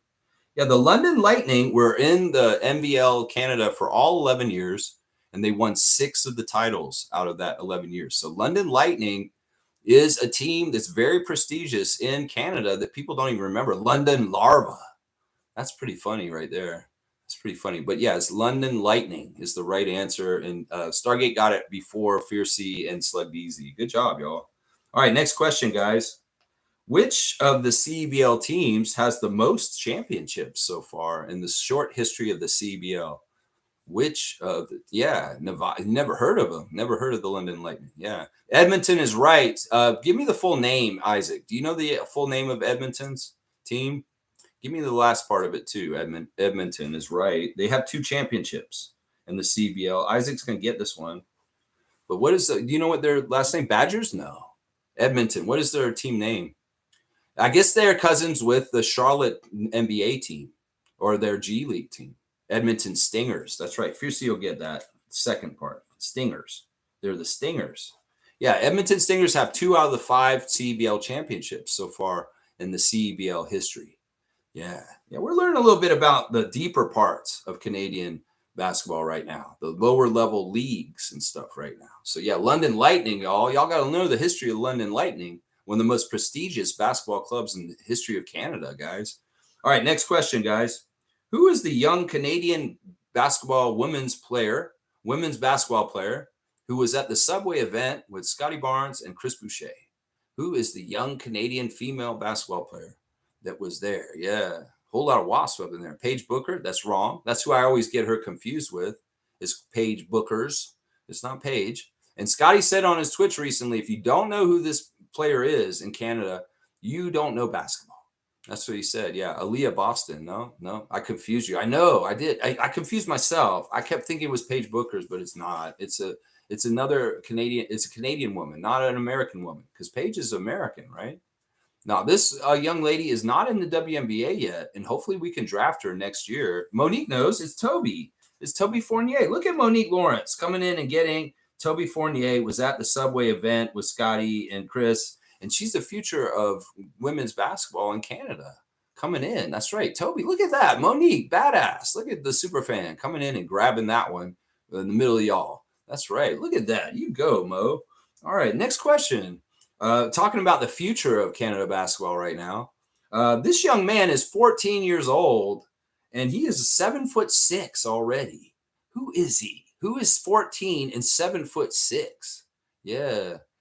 No, it wasn't Aaliyah Edwards. It was Toby Fournier that was at that Subway event with Chris and Scott. Yeah, it was Toby. Yeah, Oliver Yu is the 7'9" player for the Florida Gators currently. But there's a 14-year-old kid that's here in Canada he's like 14 right now, who's 7'6" right now. Yeah, okay. All right, Isaac, you got the first name. Don't half-ass me. Don't half-ass me. Isaac Campbell, benevolent one. No, no, no, no. You're half-assing. Somebody seagull him right now. Jeremy is the first name. Yeah. Should I give him just give it to him because he got the first name? It's not in his head. His name is Jeremy. He's got it. Ron Jeremy. Yeah. There's some real growth there. Yeah. Ron Jeremy. No, that's not right. That is not right. It really isn't. The man's in jail. Come on now. Jeremy Lightning. I like that. All right. You can get the points, Isaac, just for being funny. His name is Jeremy Go Higher. Go Higher. Jeremy Go Higher. Yeah, there you go. Slug Beezy's got it with the last name correctly spelled there. Joe Go Higher. Jeremy Go Higher is 14 years old. They measured him last week, and he's 7'6". They just did. Like last week, they measured him, and he's 7'6", y'all. He's 14 years old, man. It's crazy, man. I don't know what's in the water up here, man. Up here in Canada, man. We got something in the water. That's right. All right, guys. It is the anniversary, as Monique put in the chat just a little while ago. I saw that comment, Mo. I did see it. I didn't read it because I wanted to do this question right here. It is the anniversary today of our 6th anniversary of the championship parade for the Toronto Raptors championship is today, guys. It's awesome. Yeah. Ron Jeremy is in jail. Yes. He got in trouble for sexual assaults for many, many years, and he is in prison as we speak right now. Yep. And Kareem's like, how do you guys know this? This is baffling. Well, the Raptor Freaks are very smart people, and they are on top of basketball. That's the thing. That's the thing right here. Go Yay. Is that how you say it? Go Yay. Go Higher. It's not Go Yay. It's Go Yay. Okay. I'm going to give Slug Deezy points on that for getting the last name spelled correct. I will go back and do that. All right, so let's get the question in about the Raptors championship parade. Guys, 6 years ago today was a beautiful day. I went down to watch the parade with a bunch of my friends, including Stevie Roots and Arnie. And we watched the flyover. We saw Marc Gasol hanging over the back of the bus. Yeah, it was the 6-year anniversary of the Raptors championship parade today. Well, I have a question for y'all. Real ones will know this. What are the 2 main streets in Toronto that the parade route was on? What are the 2 main streets in Toronto that the Raptors championship parade went down? Yeah, we want the 2 main streets that the championship parade went down. Yonge and Dundas is wrong. We're going to find out who's real here. Yonge Street is not right. It is not one of the streets that they went down. No, it is not. Blue Jay Way is not right, Seymour. Bathurst is not right, Fiercey. Lakeshore Boulevard is, though. Slug Deezy is going to get that. And University. So we're going to give it to Slug Deezy and Stargate. These guys know they're Toronto. It's Lakeshore Boulevard is where they started and went down to get to University Avenue, and then they went up University Avenue. So we're going to give Slug Deezy and Stargate the questions. Yeah, good job, guys. I like to see this. These guys know their Toronto geography. It's all good. Y'all don't have to be upset about this. This was a question for the people that are from the city that know the exact street names. And that's it right there. It's all good, man. Lakeshore, that's right. York Street. No, not York Street. York Street, kind of a little bit. It was a little bit there. Lakeshore and Queen. No, it was Lakeshore and University. University Avenue was where I was. I was standing at University and the nearest Spadina. And University and Queen is where I was standing there. It was in Kensington Market. No, that's where I was living at the time. But no, it wasn't in Kensington Market. It was Lakeshore and it was University. That's right. You guys aren't familiar with downtown. You're a Borough kid. You're a Scarborough kid. Yeah. All right, let's go. All right, keep going with the questions. Interesting questions today, guys. We're covering a lot of different aspects of Canadian basketball. All right, the 10th question is this, guys.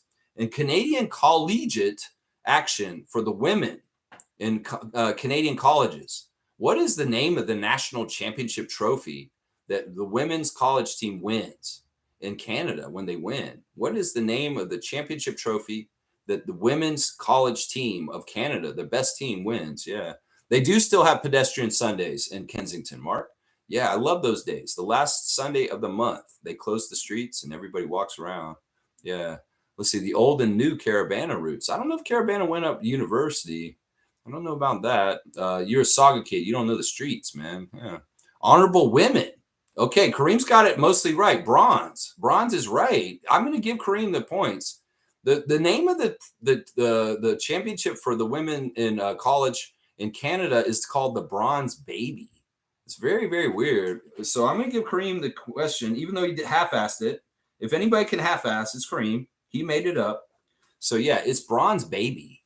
The winner, yeah, the Canadian women's team that wins the Bronze Baby is the name of the prize. And that's what the championship, I don't know if it's a baby, though. Like, is it a little baby?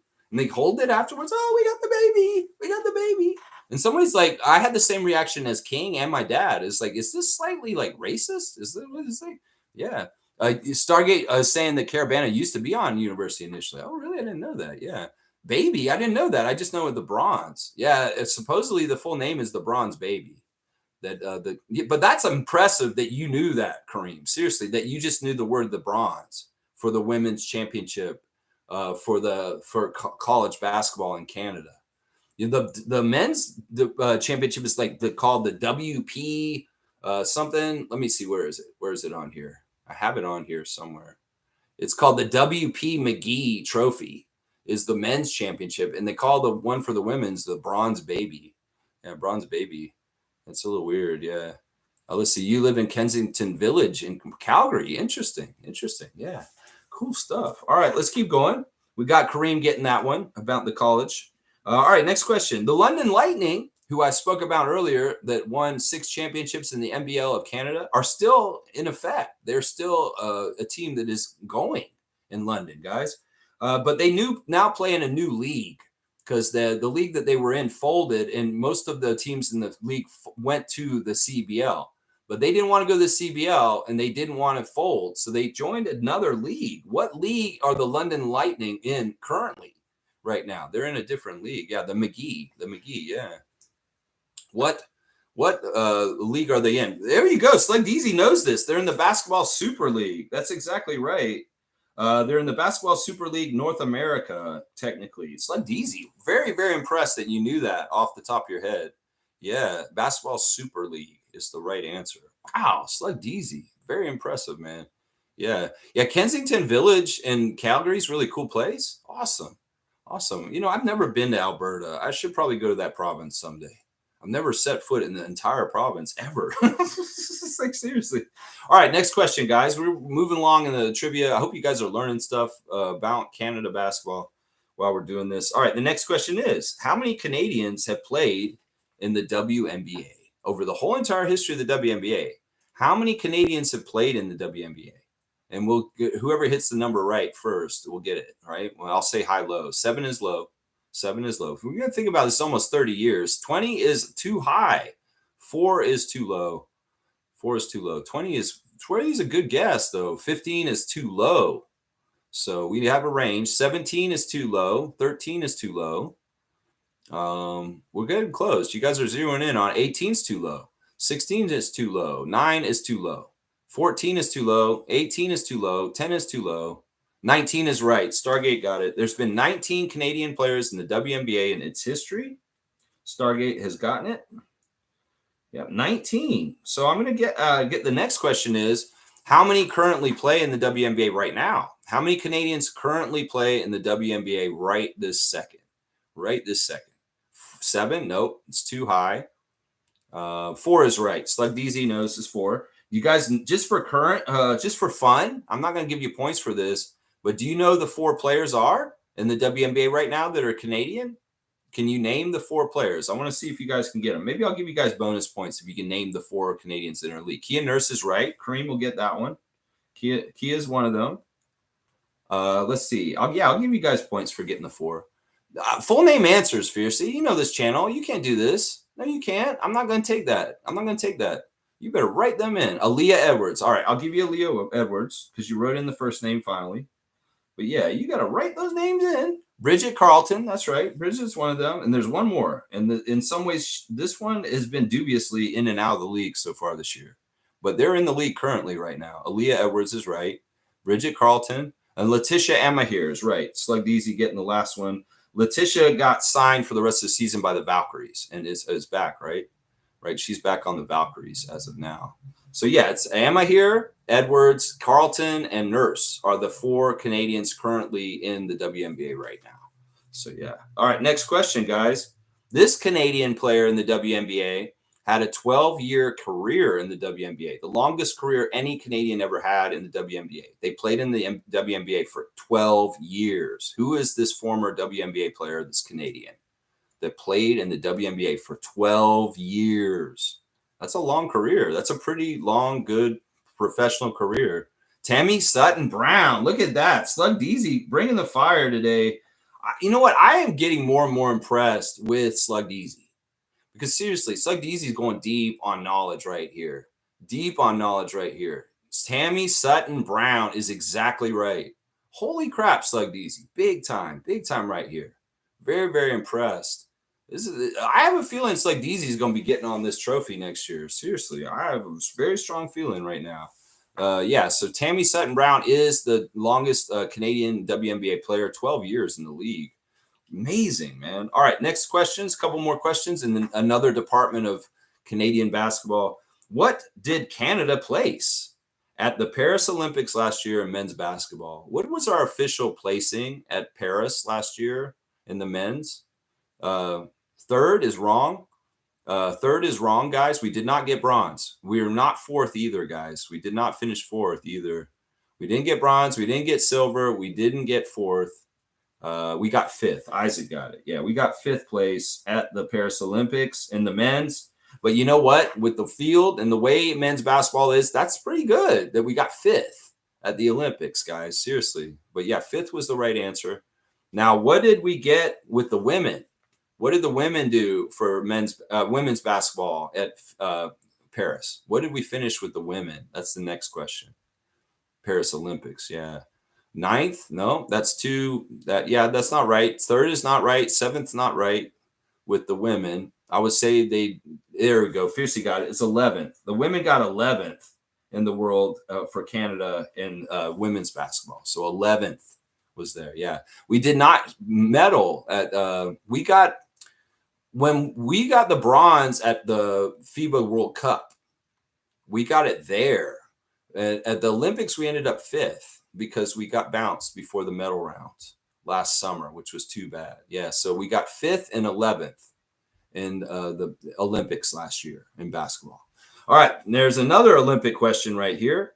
What is the best so far that the Canadian men's Olympic team in basketball has ever finished in the Olympics? What is the best so far that Canada men's team has done in the Olympics? Seymour's got it. It's second. They did get second. They got silver. In the 1936 Olympics, the Canadian men's team got the silver medal in basketball. Now, that's the best they've done so far. They're going to go past that. I'll bet you they'll get the gold at some point in the next 20 years. So, yeah, Seymour Pay, number 2, is right. They got second. That's the best the Canadians have ever done at the Olympics for men's basketball. There you go. All right, 2 more questions and we're out of here, y'all. Really, really impressed that y'all are gobbling up these questions really fast, man. 1936, yeah, that's when the Canadians won the silver medal. That's before the NBA started. I know, it's crazy. All right, guys, Global Jam is being held at a very historic site. What is that historic site that Global Jam is held at? What is the historic site? We're tying this all the way back to the beginning with the future and Amit the GOAT coming. He wasn't here for the trivia. He said he was going to be, yeah. But the future and the past are in this building. And what is the building that they hold Global Jam at? Amit's house? University? No. Air Canada Center? No. Monique's got it. It's Mattamy Athletic Center, a.k.a. otherwise known as the Maple Leaf Gardens. So, yeah, Monique's getting another one outright clean right here. It's Mattamy Athletic Center, where they're going to have the Global Jam in 2 months from now in August. I believe it's around August 17th. They'll have Global Jam. And I think I'm going to go this year. I'm going to try and get down there. You're late. You just missed the Global Jam question. Oh, Amit, there's just one more question. He did show up right there. Yeah. Yeah, they changed it up. It's not exactly the Maple Leaf Gardens, but it is the place where they had the very first NBA game in the history of the NBA in 1946 on November the 1st. And that was the Knicks at the Huskies. Well, Global Jam is the future of basketball in Canada, and it's where the past meets the future. Because that's really, yeah. That ain't Raptor Fest, is it? No. Global Jam is something put on by Canada Basketball, and they bring all the under teams in. They have like the women's and men's under 16 and different levels, and they have a lot of the future stars. And they have college teams come up from the States and compete in it also. There's usually international teams. And yeah, it's a lot of games, under 23 only. Yeah, Amit's an expert on Global Jam event. And as I was just saying, Amit, I think I'm going to try and come to the games. I'd really like to go to that day when USA plays Canada. And I think that's a Thursday during the event. Yeah. But yeah, it's a tournament, and they have a gold medal round at the end on a Sunday. And it's really cool event because they have like a men's game, and then they have the women's play. They go back and forth between men's and women's games. And if you go there for a day, you'll see like a men's game, a women's game, a men's game, and a women's game, like right in a row. Yeah. Let's see. Seymour saying, oh, so they would do me like Danny Green security. I don't know. There's important people that come to it. So yeah. Ahmed saying Texas is competing for women. We don't know who's representing men in USA. See, the Texas Longhorns collegiate women's team is coming up to compete for USA this year. They usually send like one team from the colleges to represent the states. So it's very interesting. All right, let's go with the last question, guys. And this is a very interesting question, I have to tell right here. How many years did the Naismith Cup actually happen? How many years did the Naismith Cup actually happen in the history of the NBA? How many years did the Naismith Cup actually happen? 2? That's not right, Kaloy. That's too few. 12. That's too many. That's too many. 2 is not right. 12 is too much. 4 is too little. 12 is too much. 3 is too little. 6 is too little. 10 is too much. 10 is too much. 5 is too little. 7 is too little. 8 is right. Fiercey got it. It's 8. It happened 8 years. And, listen, the Naismith Cup, people don't remember, it was Toronto versus Vancouver for like the 2 Canadian teams that were just expansion teams that came in. And, well, originally it was Vancouver versus Toronto. But when Vancouver went to Memphis, they had to change it. So they played 2 international teams for 2 of the years. And I'll talk about it in a sec. But out of the 8 years that they had the Naismith Cup, how many of those years did the Raptors win the Naismith Cup? Out of the 8 years, how many years did the Raptors win the Naismith Cup? Yeah, I'm gonna go over a whole lesson about this in a sec, Amit. You're gonna be very interested in this. 6 times. You're right, Amit. You're gonna get the last trivia question because they won 6 out of the 8 times. The Raptors won the Naismith Cup, and I'll tell you the 2 times they lost. Out of the 8 times they played, they won 6 of the times. They beat the Grizzlies almost every time.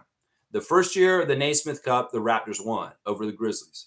The second year of the Naismith Cup, the Grizzlies beat the Raptors. And that was the only time, the whole entire time during the whole Naismith Cup, that the Grizzlies won the Naismith Cup. Then, after the Grizzlies went to Memphis and there was no Canadian team to continue the Naismith Cup, the Raptors started to face international champions. And the first international champion that they faced after the Memphis Grizzlies became Memphis Grizzlies, they faced Panthikios from Greece. And the Raptors defeated them. They beat them. The second year that they played an international team was the year after Vince Carter went to the New Jersey Nets in 2005. And that was the last year that we had the Naismith Cup. And the champion that came overseas and beat the Raptors by 2 points, winning the Naismith Cup, was Maccabi Tel Aviv. And they basically took the trophy from Canada and took it back to Israel. And we don't know where the trophy is at this point. So I'm going to ask Amit the GOAT real quick. We don't know the whereabouts of the Naismith Cup. The Naismith Cup used to be something that the Raptors would play an international team for every year. And, well, we believe it might be in Israel somewhere. Now, if they played against somebody else and they took the cup from them, but it's in Tel Aviv, apparently. So, Amit, if you could find the Naismith Cup for us, that'd be great, since it seems to be in Israel. And it was taken from Canada and taken to Israel. So I don't know. Doug Smith's written about this on his newspaper, saying we don't know where the Naismith Cup is. It's disappeared at this point. So we have no idea where it is. Yeah. You go look for it next time you go for a game. Yeah. See if it's in like a championship trophy case or something like that, because it might very well be.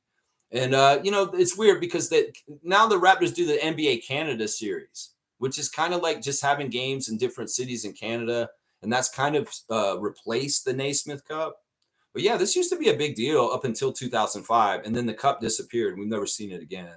I really do think that team took it and they took it back to Israel. And it's in a trophy case somewhere in Israel right now in Tel Aviv. So just so y'all know. Yeah. Let's see. Excuse me. Excuse me. I don't know why I'm coughing like that. All right, let's see. Seymour saying Vancouver teams were trash. Abdur Rahim was cool. Yeah, Sharif Abdur Rahim, very good player. Mark saying starting to believe Amit is an AI computer. Ha ha ha. We thought that at first too. But no, he's just a very astute, on top of things young man. I've seen pictures of him, so I know that he's a real person. He's not a computer generated entity that has just entered our chat. He's just a very on top of things. In some ways, this is the thing I love about Amit. He's a young person that respects and studies the history of the NBA. He really does understand the history of the NBA. He has a lot of trading cards. He has a lot of different things, and he is very much a student of the game. And in some ways, I wish there were more young people like him that were interested in understanding the heritage and the history of basketball. And that's why, man, I love that he's so into it and that he understands and knows so much. It's very, very good, man. Very, very good. Yeah, Tel Aviv. That's where we believe the Naismith Cup is. We're going to have to find out. Maybe Ahmed will find this out for us. A little side mission for the Raptor Freak family. What if we solve this, y'all? What if I'm doing a Sunday special report and we're like, yeah, we know where the Naismith Cup is because we figured it out. We solved the mystery. Because this is kind of a weird Raptors mystery, like Hardy Boys, like Encyclopedia Brown, like Nancy Drew kind of stuff. The case of the missing Naismith Cup. Where is it? Maybe Ahmed will solve it for us, man. Maybe he will. You say he's pretty sure it's in the stadium. They have so many trophies. So you can go down there, and if you see Naismith Cup on one of those things, you know that's what that is. Okay, Ahmed? He's going to look for it next time he goes there. See? We might get to the bottom of this very, very soon. Very, very, very soon. Yeah. He's saying they have like hundreds of trophies all over the arena. Going to be hard to find. See? That's what I think it is. It's in the hundreds of trophies that this club has collected over years and years and years. So this may be very well true. It may be hard to find. Well, do your due diligence on it. And man, telling you, if you figure this out, seriously, this could be a huge story because the press up here have no idea where that trophy is. And if you can find it in person where you're at, well, you might bust something open. And you know what? The Raptors Freaks may be getting a little publicity for understanding and finding where it is. Seriously, this could be a very interesting story. Seymour's saying they stole a Canadian Cup. Yeah, there's the police. Yeah, sheriff, get on dispatch. Let's see here. Breaker. Get out there. We found the Naismith Cup. We know where it is. Deploy the units. They have a rich history. Wow. Okay. Yeah, Seymour's like, they've got a lot of cups. Really? Wow. Plunder. Most saying, great trivia is something I can participate in. Yeah. You know what? If it's going to be about basketball in Canada, we know the superfan Monique is going to know some of the answers. I love this. Yeah. Madame. So good, Mo. I'm really proud of you for getting a couple of answers you got today. That's really good. I'm saying I searched it. People are saying it's in the Maccabi Tel Aviv Hall of Fame. I'll try to find it. Take a picture of it, please. If you do find it, Amit, and send it to the Raptor Freaks so we can show it to Doug Smith and we can tell him we're better investigative reporters than him. That's what I want to do it for. Seriously. That's the only reason why. I just want to tell Doug Smith, you can't do this. You couldn't figure this out. We did. And we're like the Hardy Boys, Encyclopedia Brown, Nancy Drew kind of people. That's right. We are reading children's books about mysteries of skulls and caves, and we figured it out. That's right. We're like Scooby-Doo in real life.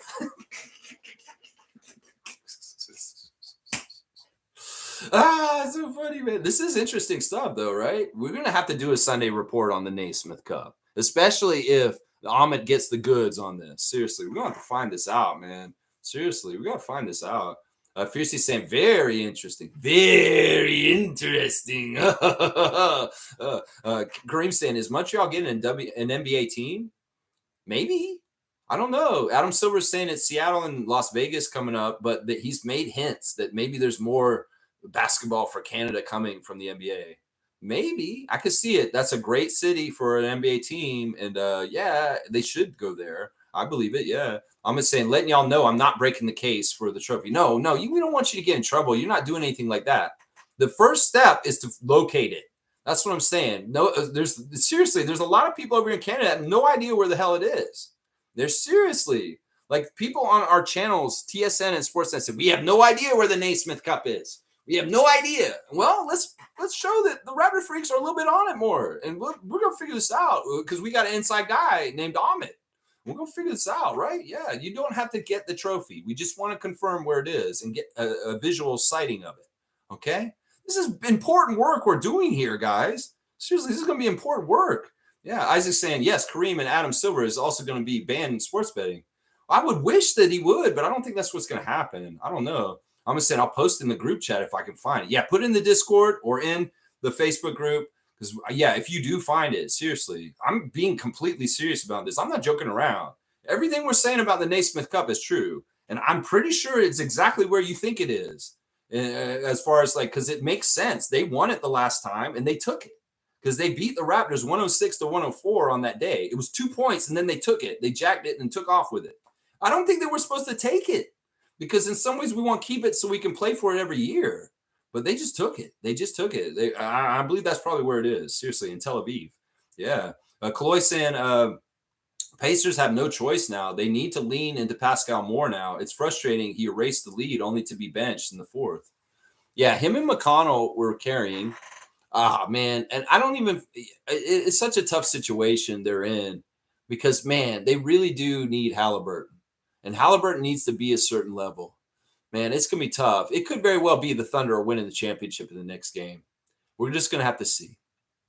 We're just going to have to see. And it'll be, yeah, that'll be it, man. The season's over. Kareem saying, question is, how is Amit going to do Mission Impossible and steal a cup from the glass case? Well, we don't want him to do that. We really, really don't want him to do that. He doesn't need to do that. Listen, he'll have done his part if he just locates it. Seriously. He will have done his part. We will let diplomacy and other things happen in ways to get it right. We'll get Masai involved. That's what it'll be. We'll see. Yeah, listen, you guys, you got this trophy and stuff. We'd like a chance to play y'all again to get it back, please. So if you could come back over to Canada, Maccabi, and play the Raptors right now. This is Scotty Barnes. He wants to talk to you real quick. Yeah, he'd like to talk to you real quick. He'd like to play you for the Naismith Cup real quick. Yeah, it's been a little while. It's been 20 years. Yeah. Yeah, we'd like you to bring it back over, and you're going to play a barbecue team now. Yeah, and you're going to get your ass kicked, and we're going to get that trophy back. That's what's going to happen. That's what we want to do. We're going to do this correctly. We're not going to abscond it. We're not going to run off with it. We're not going to do a grand theft. We're not Tom Cruise rappelling from the ceiling. We're not going to have Amit do that. He's not going to be avoiding any lasers.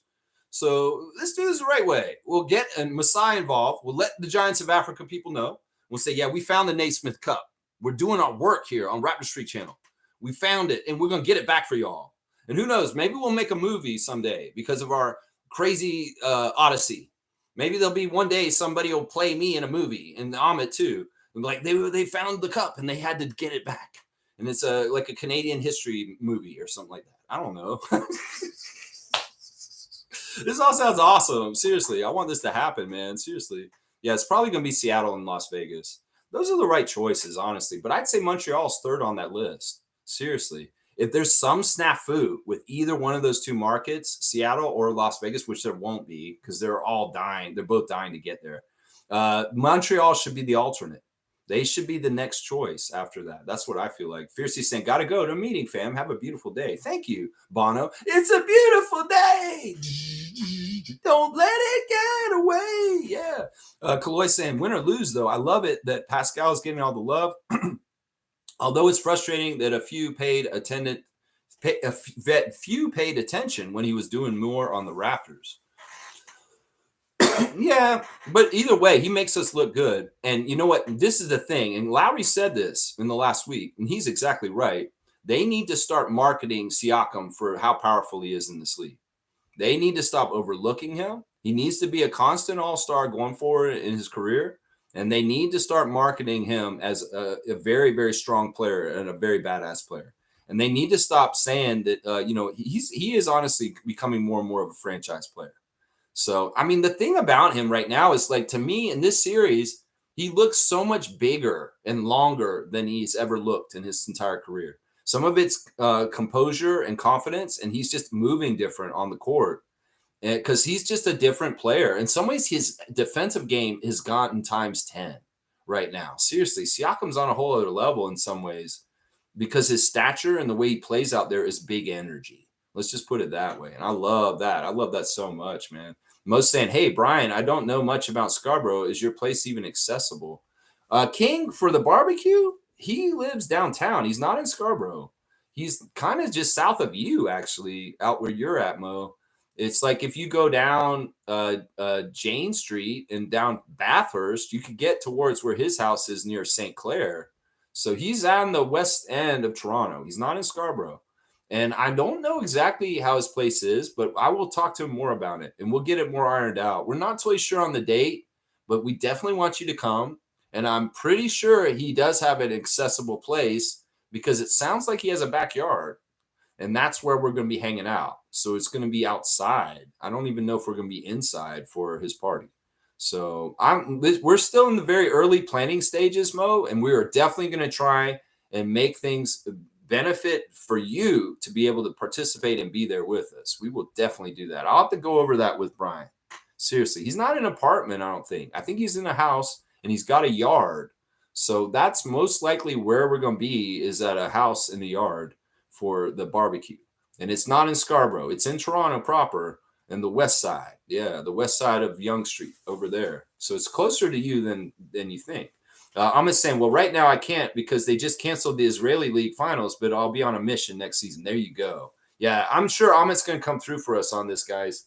And at some point, he'll get in there and he'll get a good picture of it, and he'll let us know and confirm the whereabouts of the Naismith Cup. This is huge, man. This is bigger than all of us. This is bigger than all of us. We're doing something here, man. That's right. Stargate saying Mexico City is also up there for getting a team. Yeah, that's number 4 on my list, honestly. If we have the top 4 markets that should get NBA teams next, I'd say Seattle's number 1. Forget Vegas. I think Seattle needs their team back.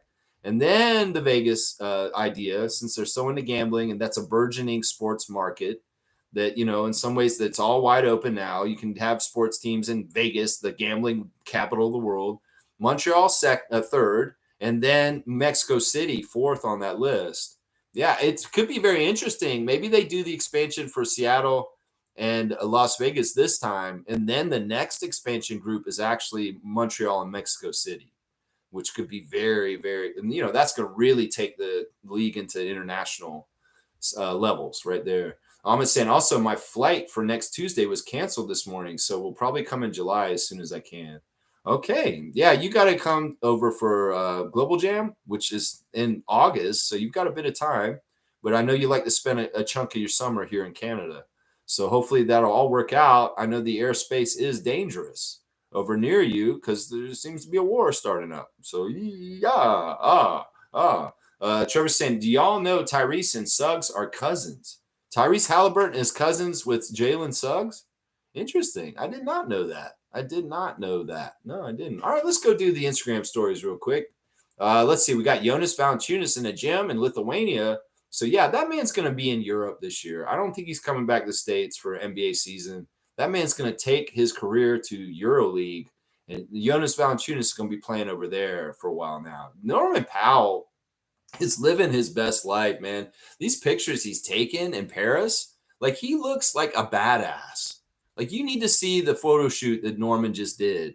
Like he's a nasty, awesome person, man. He's such a cool dude, man.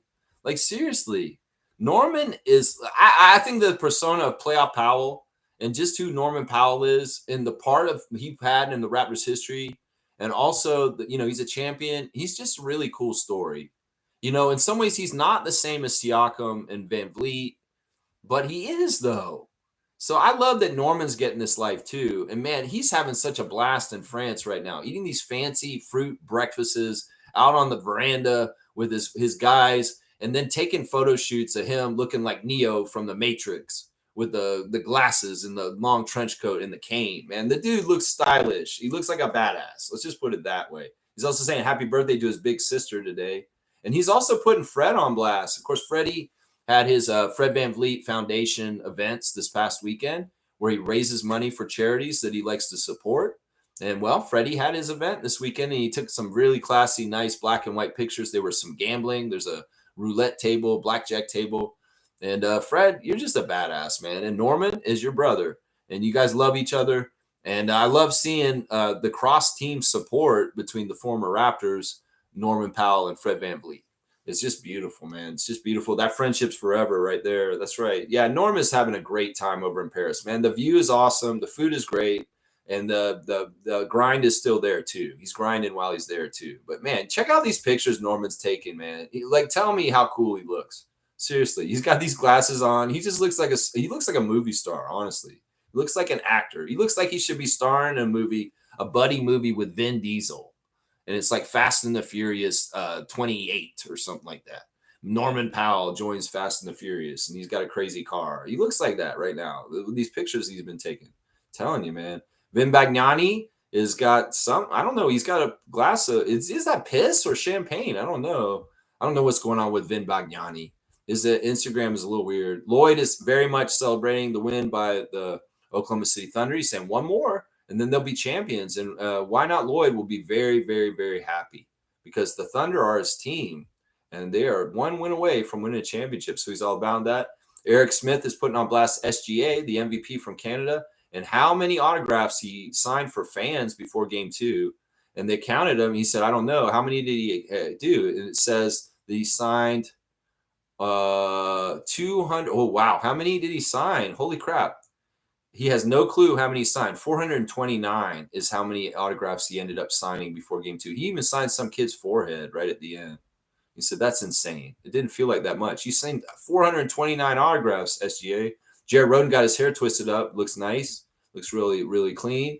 Grady, still clips of him at the Montreal Indy this weekend with his dad on Father's Day. And also Carla was there with him.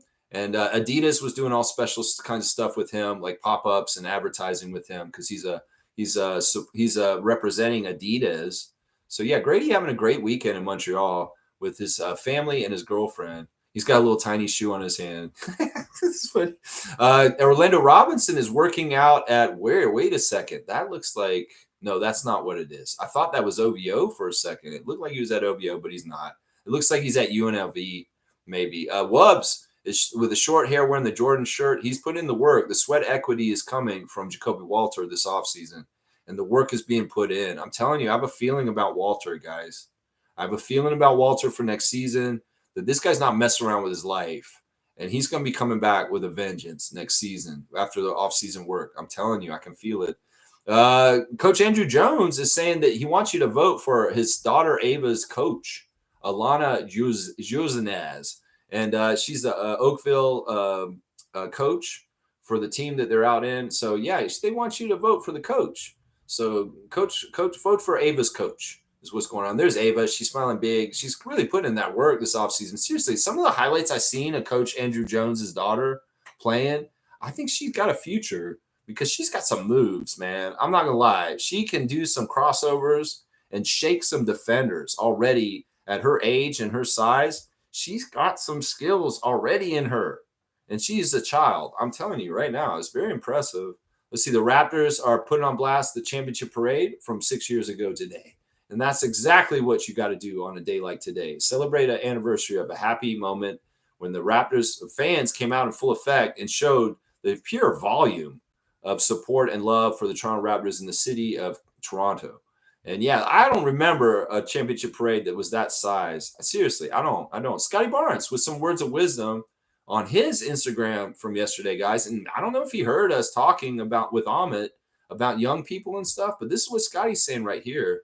Don't let anyone look down on you because you are young, but set an example for the believers in speech, in conduct, in love, in faith, and in purity. And that's actually Timothy 4:12 passage.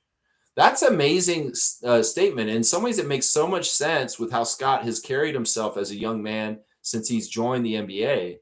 Is that in some ways, sure, he's going to hear the knock. They're too young. They're knuckleheaded. They're stupid. But in some ways, Sky's never been a knuckleheaded young guy. He's always had a good head on his shoulders. And in some ways, he's like, you know what? People are going to try and label me just because I'm young. It's not fair. So you know what? I'm going to prove outside of it, much like Amit, that I am a great young man in speech, in conduct, in purity, and in love, and in faith. And that's a beautiful thing, man. You know, you can't stop people from criticizing or saying things, but you can conduct how you are and prove them wrong every single time. So power to Scotty and Amit the GOAT and other young people that believe in this. It's like, you cannot define me. I will be who I am, and my truth will come through in the end, and I will be shown. I love that, man. I love that so much. Scotty, you're a badass. And I know for me as a 50-year-old man, I sometimes get into this false war of clash between ages and generations. It's not fair. They try and divvy us up with Gen X, Millennial, Gen Y, all this other bullshit, baby boomers, this and that. And we're all just human beings. And honestly, once again, this is just a symptom of the culture war that they try to brew between us in all kinds of different ways to distract us from the true war, which is the class war. So yeah, I'm not fighting with my young brothers and sisters anymore. I'm not fighting with my older brothers and sisters anymore. Age is just a number, and they cannot divide me by generation like they've tried to so much in recent years. Millennial this, boomer that. Fuck all that. Gen X this. Who cares? We are all people, and none of us by age are all the same. We are all different people at different ages. You can have a very wise 2-year-old. Trust me. Trust me. Toronto Tempo. Wait a second. Whoa. I want to see this. Hang on. First of all, Toronto Tempo has a Pride event on June the 21st at Stacked. So come on back to Stacked where they had their first event, the pop-up event. They're going to do it again on the 21st from noon to 8. And they're going to have hoops, clinics, merch, and giveaways for Toronto Pride for the Tempo.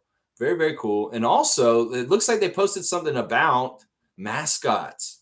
So we asked the WNBA mascots for advice, and here's how it went.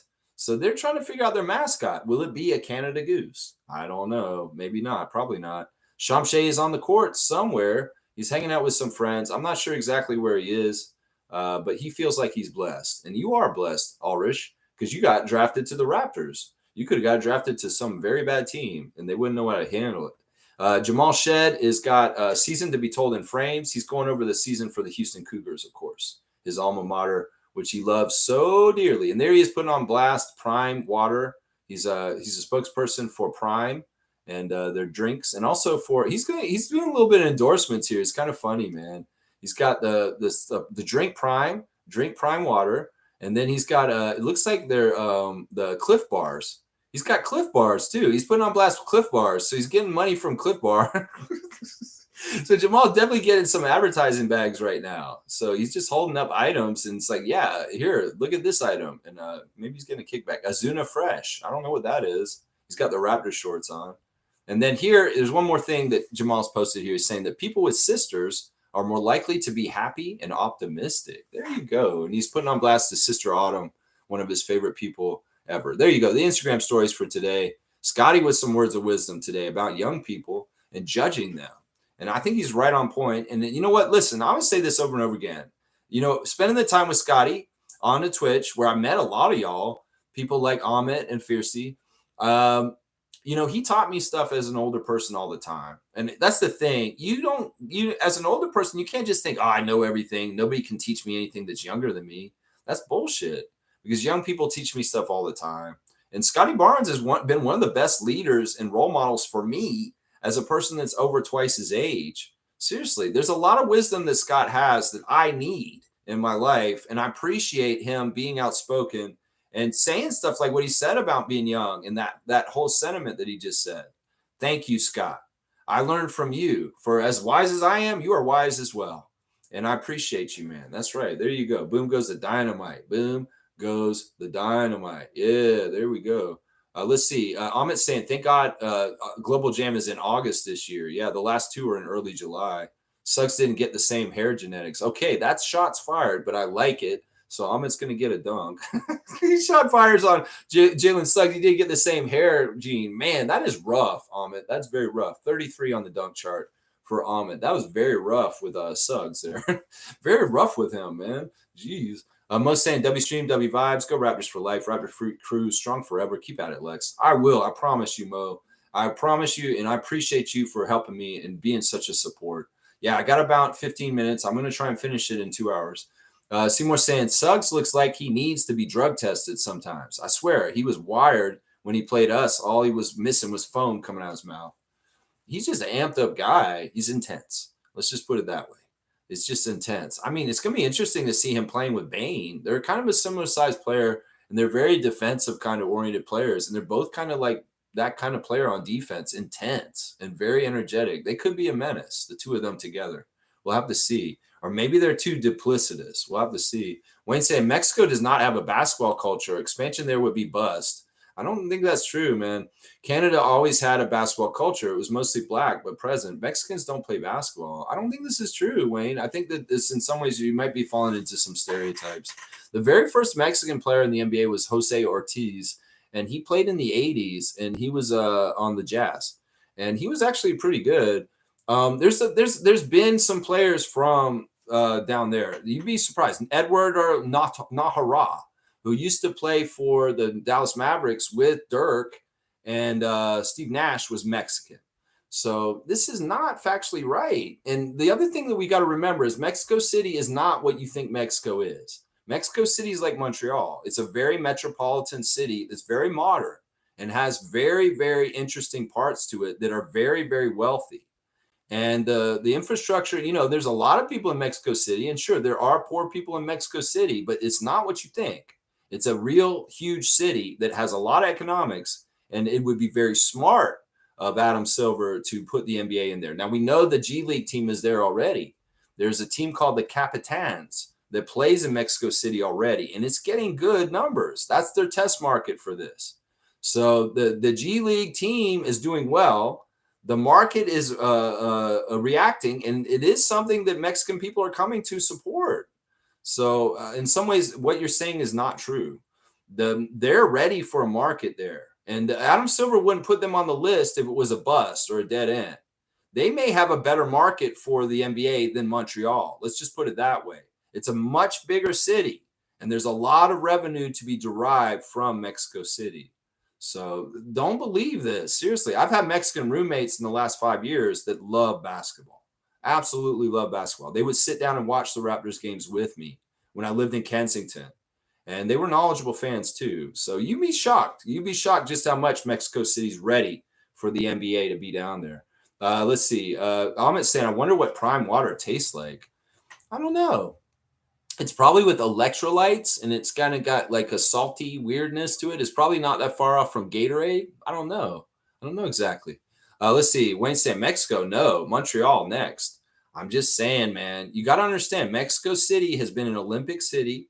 Mexico City is one of the most populous cities in the world. And when it comes to this, that's all that matters, right?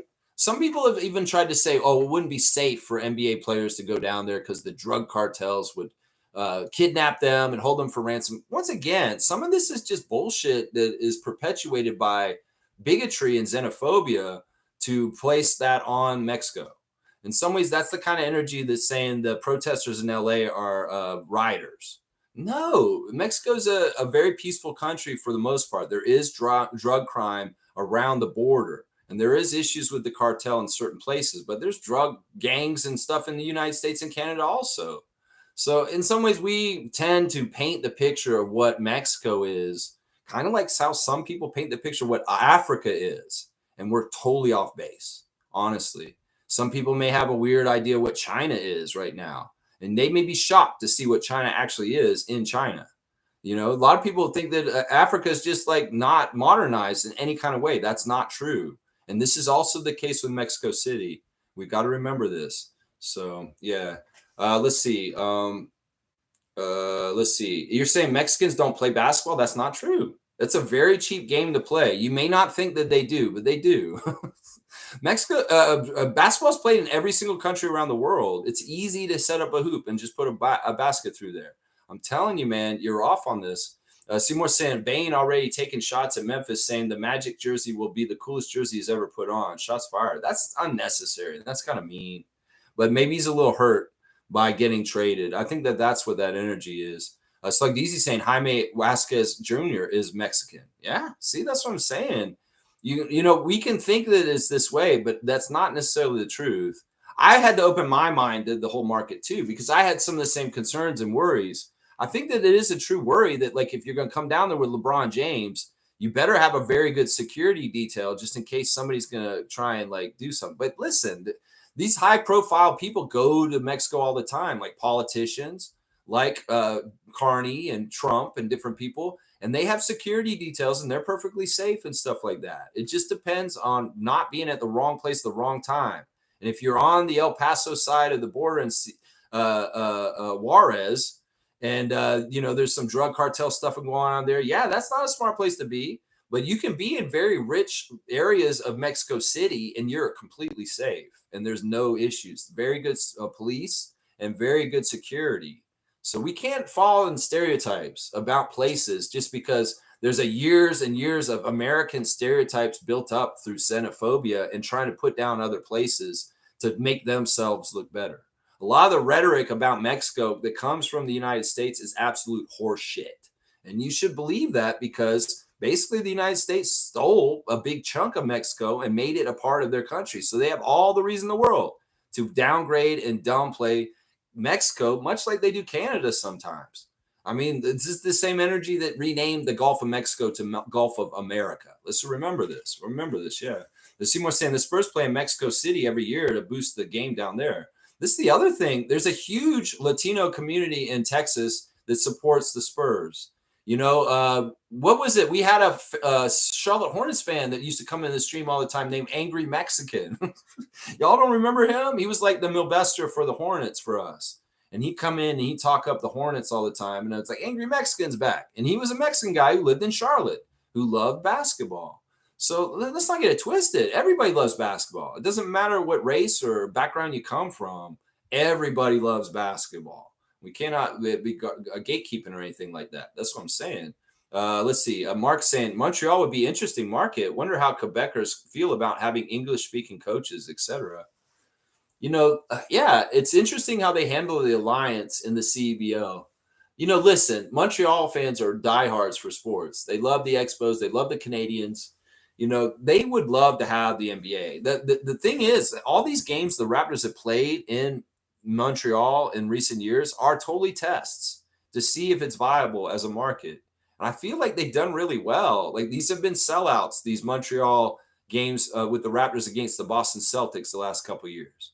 So that's what they're doing. They're always testing markets, and they very heavily, extensively researched the markets of Montreal and Mexico City.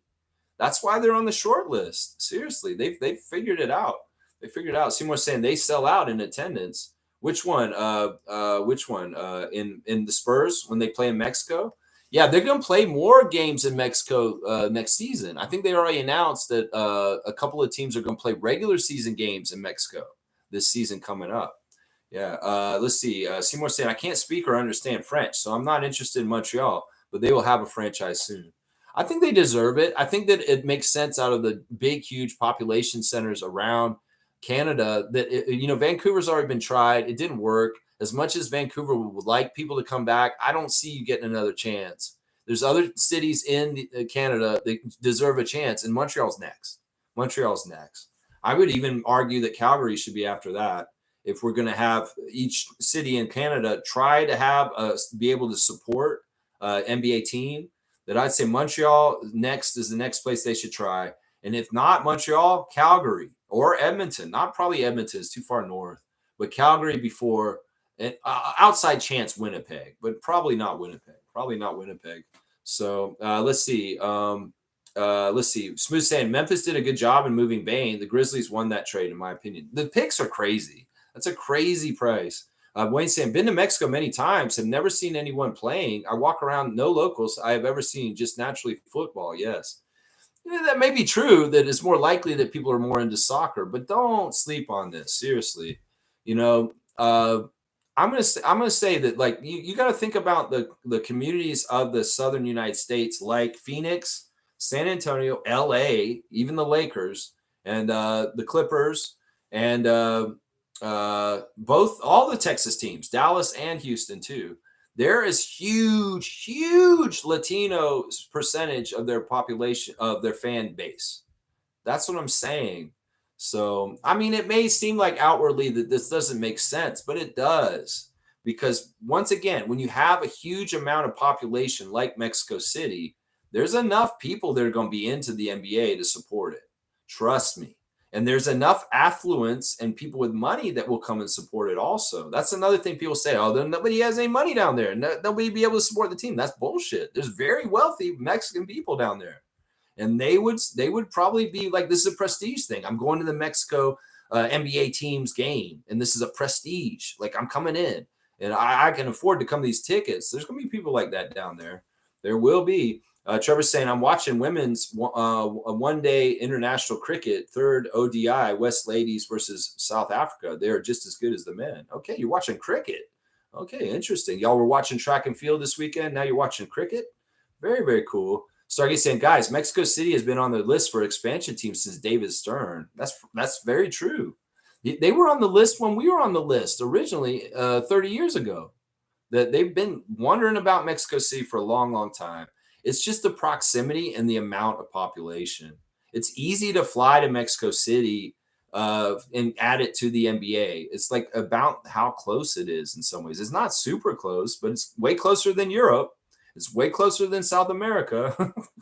Stuff like that. Yeah. Amit's saying at Wayne, just because you've never seen something doesn't mean it's not happening.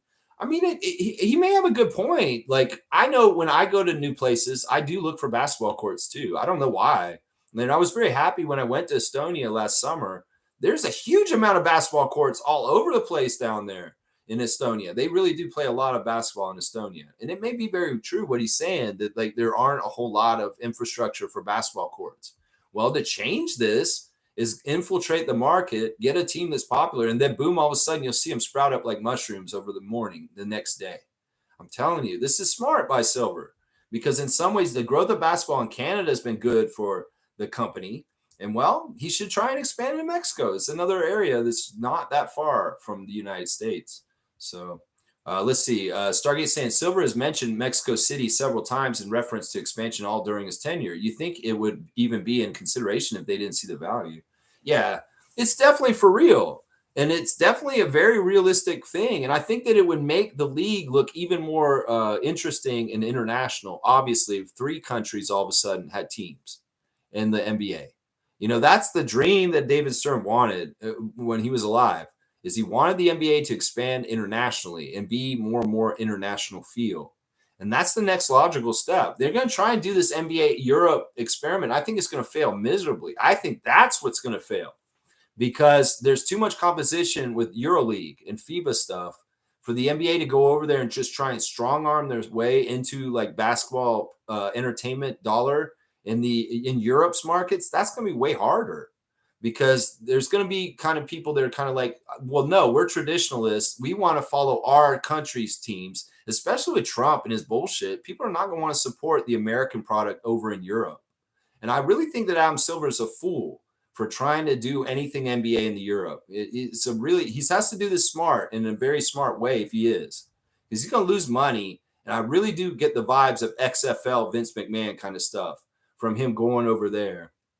It's not a good idea. We can think about the World Football League.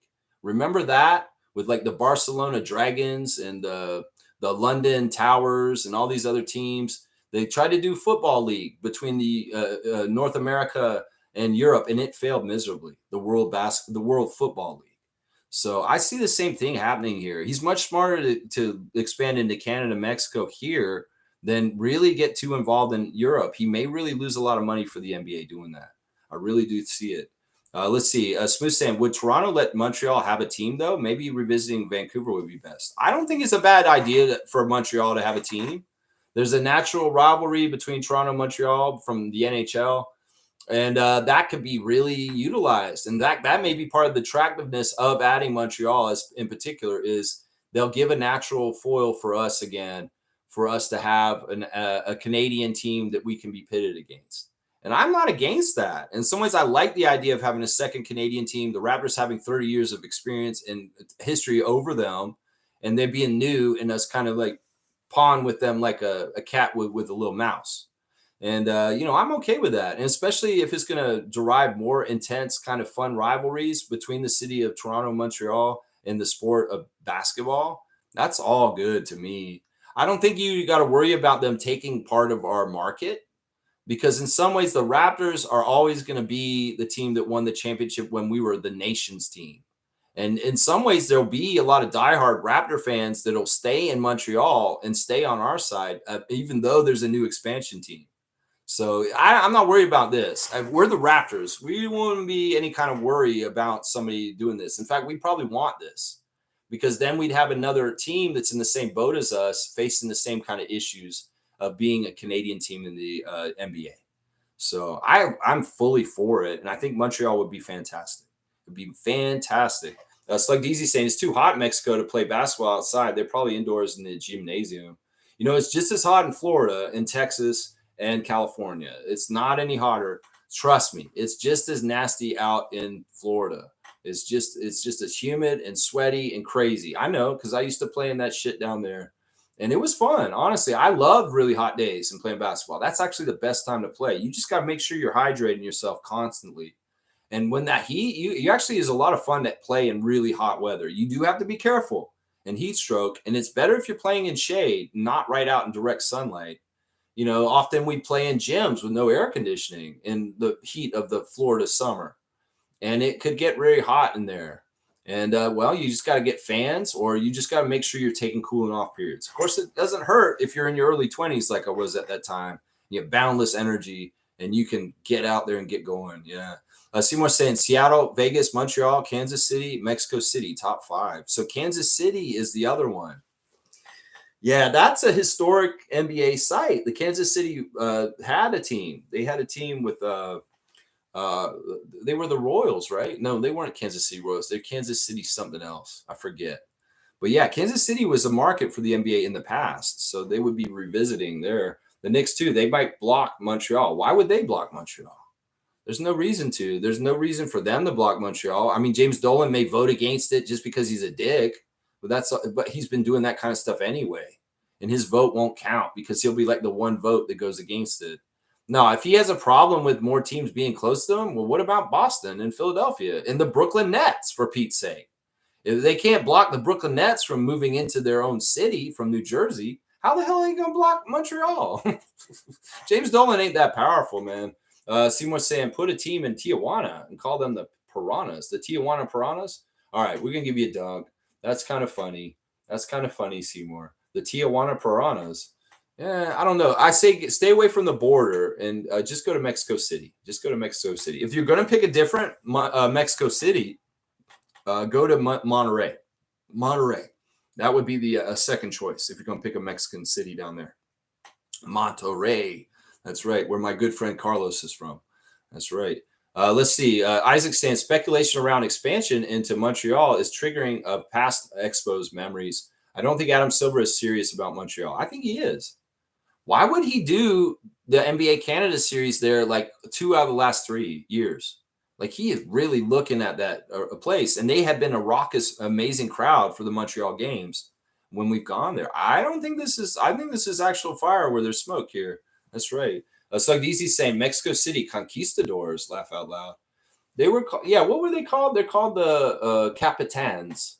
The Mexico City Capitans is the name of the G League team. And they are in the G League right now. They have played the 905 in the past. So they're already semi-pro in the NBA through the G League. So G League players go down there. One of the former Raptors was down there playing for them. Alondis, who played for us, Alondis Williams, who played for us briefly, was the star of the Capitans a couple of years ago. So, yeah, it's for real, man. It's a for real thing. Mark saying, I just remember the Montreal Canadiens fired a French-speaking coach, then hired an English-speaking coach or Elfish-speaking coach. That'd be weird if he spoke Elfish, like from Lord of the Rings. And people were all up in arms about it. Interesting. So much that they fired the coach. Well, I mean, they're going to have to do what they got to do. In some ways, that may be part of the special rules of being in the Montreal market. We'll have to see. I mean, these kind of issues have been different issues in different places, the French stuff about Montreal. But they've been worked around before in other ways, like with the Expos and stuff. So I don't see why this would be an issue for the NBA. They can figure it out. They can figure it out. Ahmed saying, wasn't it just the Kansas City Kings? I mean, that's exactly right. He's right. I was saying Kansas City Royals because of the baseball team. But yeah, the Kings franchise in Sacramento used to be in Kansas City. They moved from Kansas City to Sacramento. And there was, this happened in the 80s, actually. One of our classic cards recently, Reggie Theus, was on the Kansas City Kings, and then they moved to Sacramento and became the Sacramento Kings. And one of the old Kansas City Kings that's kind of famous is, I think, was Nate Tiny Archibald, who played for the Kansas City Kings. I think Oscar Robertson played for them a little while too. Smith saying Montreal was very close to getting baseball back. A couple years back, Tampa agreed to play their games in Montreal while a new park was being built in Tampa. At the last moment, Tampa backed out. Yeah, their arena is all messed up, and it still is, Tropicana, and they're playing in a weird place right now. Yeah, it's too bad they didn't do that. And I don't know. I think that what happened was the fans down south were like not about it, having their home team play so far away. Yeah, I wonder how that felt for the Raptors in Tampa. Hello, same kind of situation in reverse. That's right.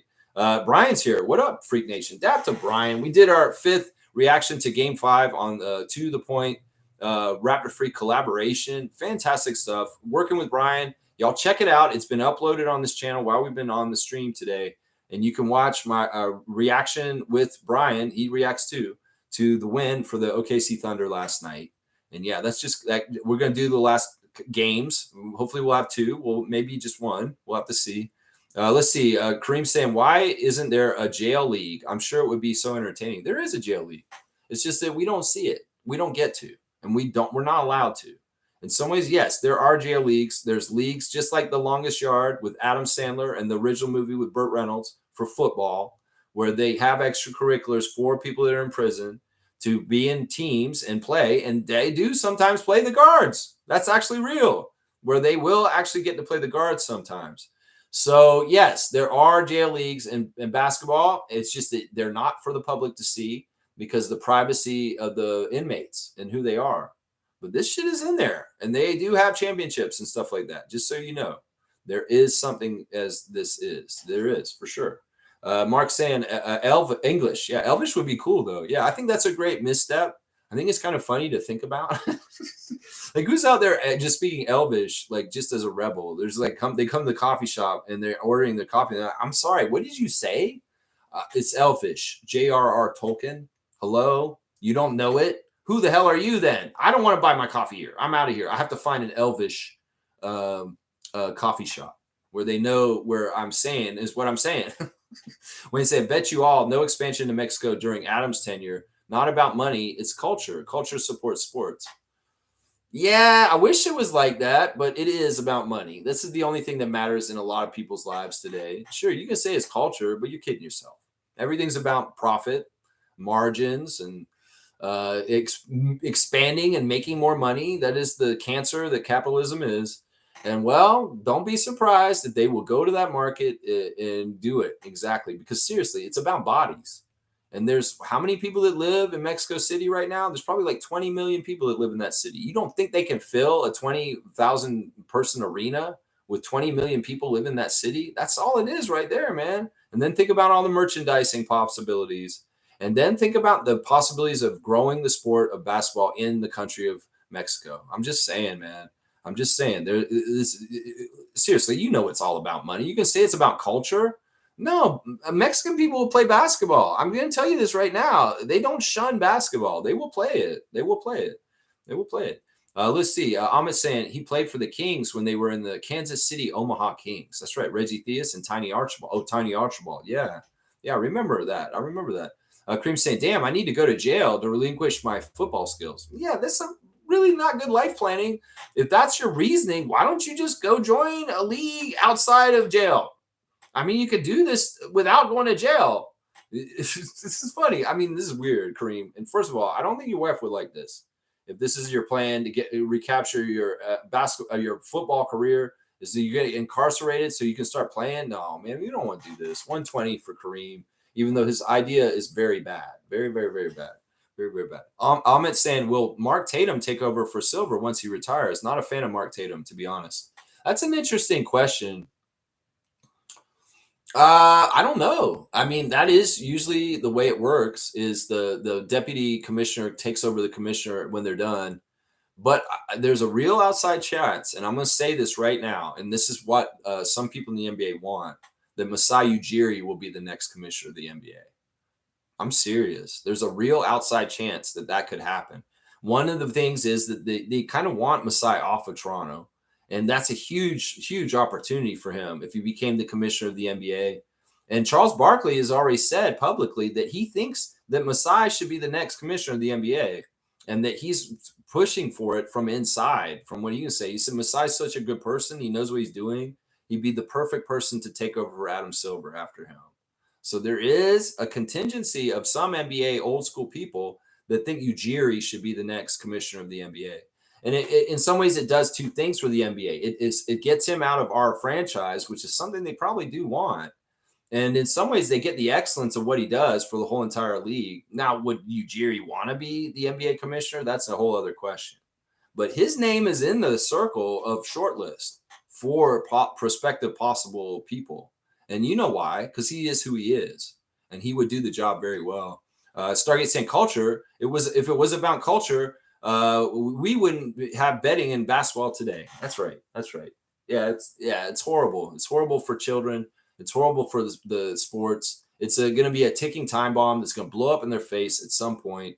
Jonte Porter is a little mini explosion in the beginning. There's going to be huge explosions, controversy because of gambling in sports in the future coming.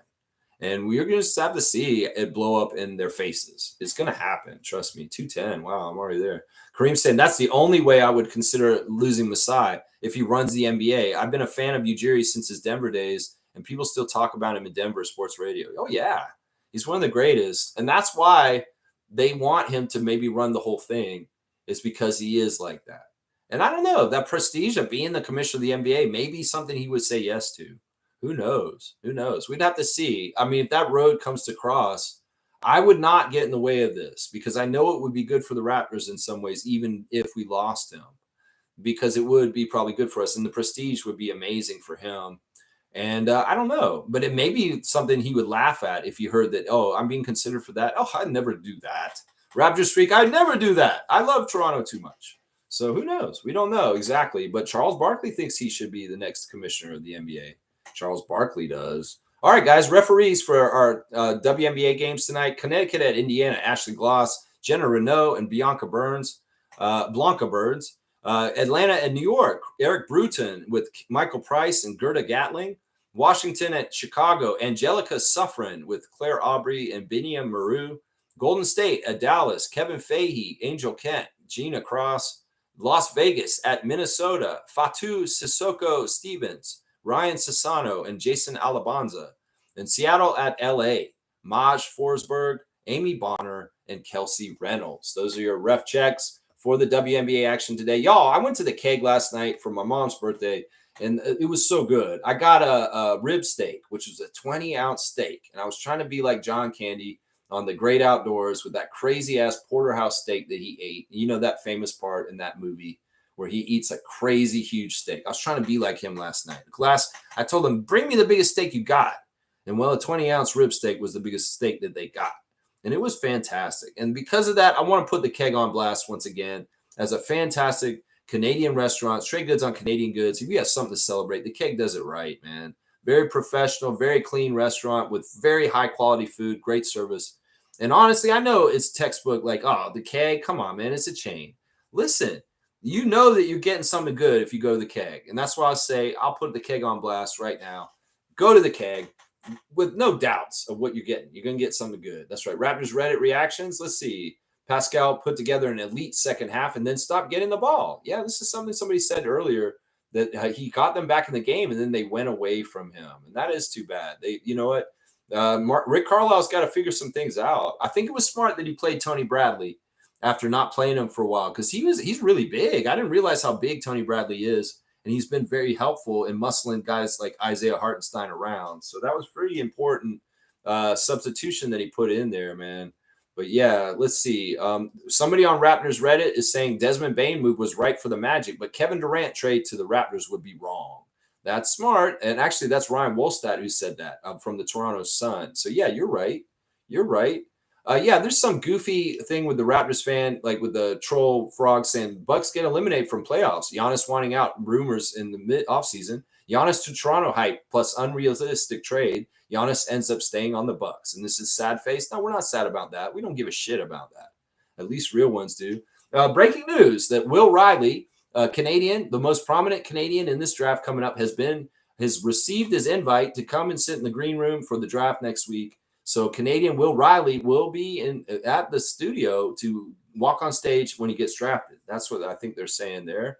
Let's see. They've got some concept jerseys new Raptors jerseys here. I like the red and white one and the white and red one, but I don't necessarily like the purple one with the red trim because that's too much like the old one. I like the two on the other side. I like Brandon Ingram's and RJ Barrett's. They look really good on there. So if you're on Reddit, you can see the picture I'm actually talking about. Yeah, let's see. Let's see. This guy's saying here, am I crazy in thinking that I'd rather trade Brandon Ingram than RJ Barrett? No, you're not crazy. That's exactly the right kind of attitude. You're exactly right. I'm with you on that, my guy. Stay with it. Let's see. Anything else on Blue Skies? Not anything interesting. Yeah, I don't see anything on Blue Skies. Let's see who the birthdays are today. Happy birthday today to father of 2 NHL stars and current assistant coach for the Denver Nuggets, Ronald Jones, a.k.a. Popeye Jones. Popeye Jones is 55 today, guys. So happy 55th birthday to Popeye. And also, guys, we have to say a happy 26th birthday to our guy from Kentucky, our dude, number 5, the Q in the barbecue, Mr. Emmanuel Quickly. Yes, it's Emmanuel's birthday today, guys. He's 26. Him and RJ have almost the same birthday. They're June birthdays. And yeah, Emmanuel is 26 years old today. So happy birthday, IQ. We love you, my guy. You're one of the most talented drummers in sports today. And you're just amazing. I can't wait for the Skipley next year where you do that so much next year. We're all going to be so happy in the fan interaction. And just the glorious energy that you bring to the Toronto Raptors is appreciated and loved, Emmanuel Quickly. So, man, have the best birthday ever. Happy 26th, Emmanuel. That's right. Those are our birthdays today. Emmanuel Quickly, happy birthday to you. Happy birthday, Emmanuel. Happy birthday, Emmanuel Quickly. Happy birthday to you and many more. Yeah, that's right. Boom goes the dynamite. Masai will give us number 1 draft picks for 5 straight years. We traded him. Maybe we could trade him to the front office and we get some sort of really crazy perk. Yeah, you want Masai to be the commissioner? Well, let's make a trade, NBA. That'd be so crazy. James Dolan's like fuming. He's so mad. He's got like smoke coming out of his ears. I knew the Raptors were getting favoritism. Stargate saying, Jenna, ain't she an NBA ref? Yes. A lot of the refs that ref the WNBA and the G League and the NBA are the same refs. Jenna Renault referees. Let's just get this. Jenna Renault has refereed the FIBA World Cup, the Olympics last summer, the G League, the WNBA, and the NBA all within the last 2 years. Yeah, she's all over the place, Jenna Renault. She's like that.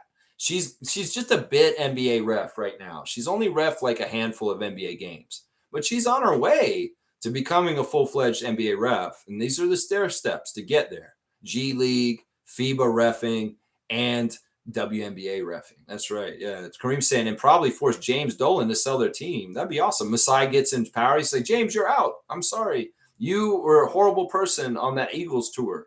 What you did is incomprehensible, Harvey Weinstein. Yeah, and that's it. You're out, bro. Mark Tavares is saying, sounds like Riley has promise from a team. Yeah, Riley has a promise that he's going to be drafted. Will Riley.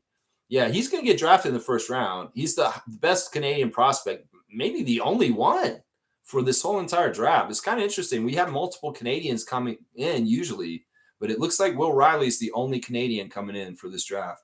Amit's saying, will he ignore RJ's happy birthday call as a get back? That's a funny one because, yeah, Emmanuel tried to call RJ the other day, and RJ's just too big time. He's too busy. He didn't answer the phone.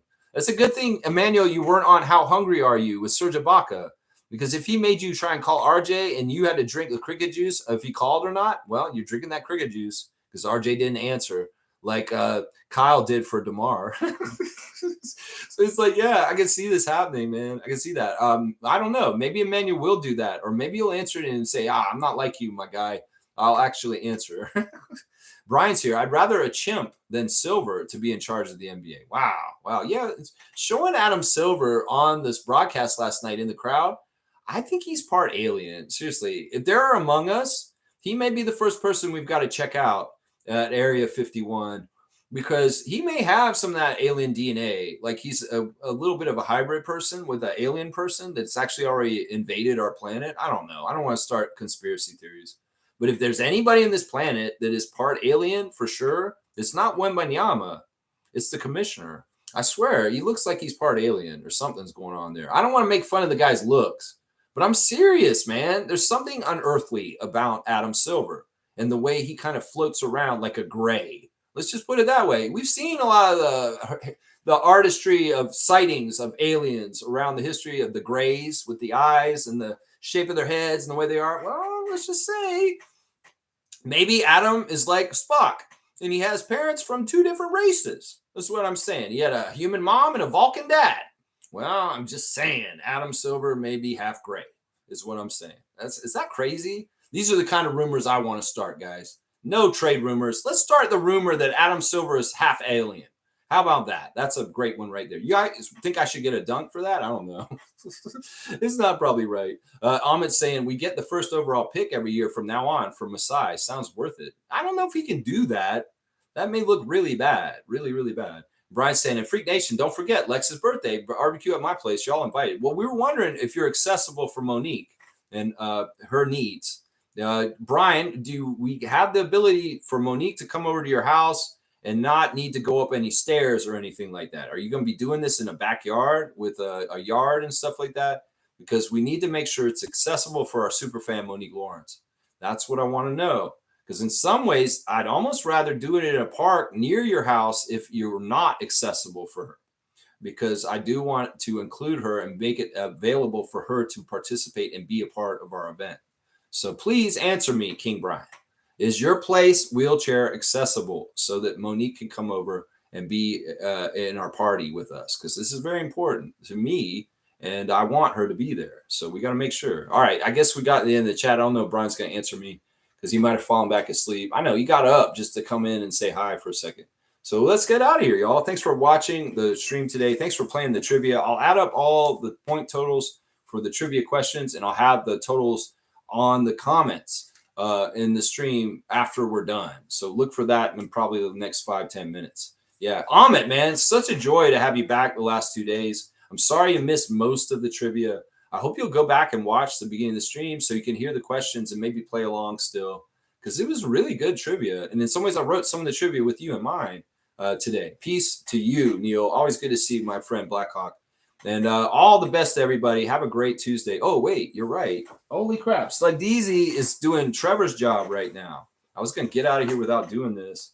I don't want to do this card because this will take too long. It was a team card.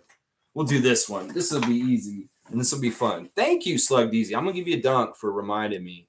Because honestly, I was going to totally get off here without doing the classic card. And Slug Deezy's like, nah, man, you got to do the classic card. I've been hanging out here waiting for you to do it. This is what he's saying. 21 for Slug Deezy. All right, let's see. I'm saying I got one of the questions. Good enough for me. You got the very last one, which is good. All right, here we go, guys. Who's this? This is easy. Come on now. Full name answer. We know who this is. If you don't know who this is, you got to find out real quick. There you go. Amit's on it right away. This is, of course, Manute Bol, the father of Bol Bol. You can tell from the crazy long reach, man. 7'7". That's right. Sudan. There's our guy. Look at that smile, man. He was such a light, man. I love Manute Bol. I love Manute Bol. I love the memory of him and everything about him. And it's sad the way his tragic end of his life. Man, you know what? The amazing thing about Manute is, really quick, is that every single dime that he made in the NBA, he made millions of dollars.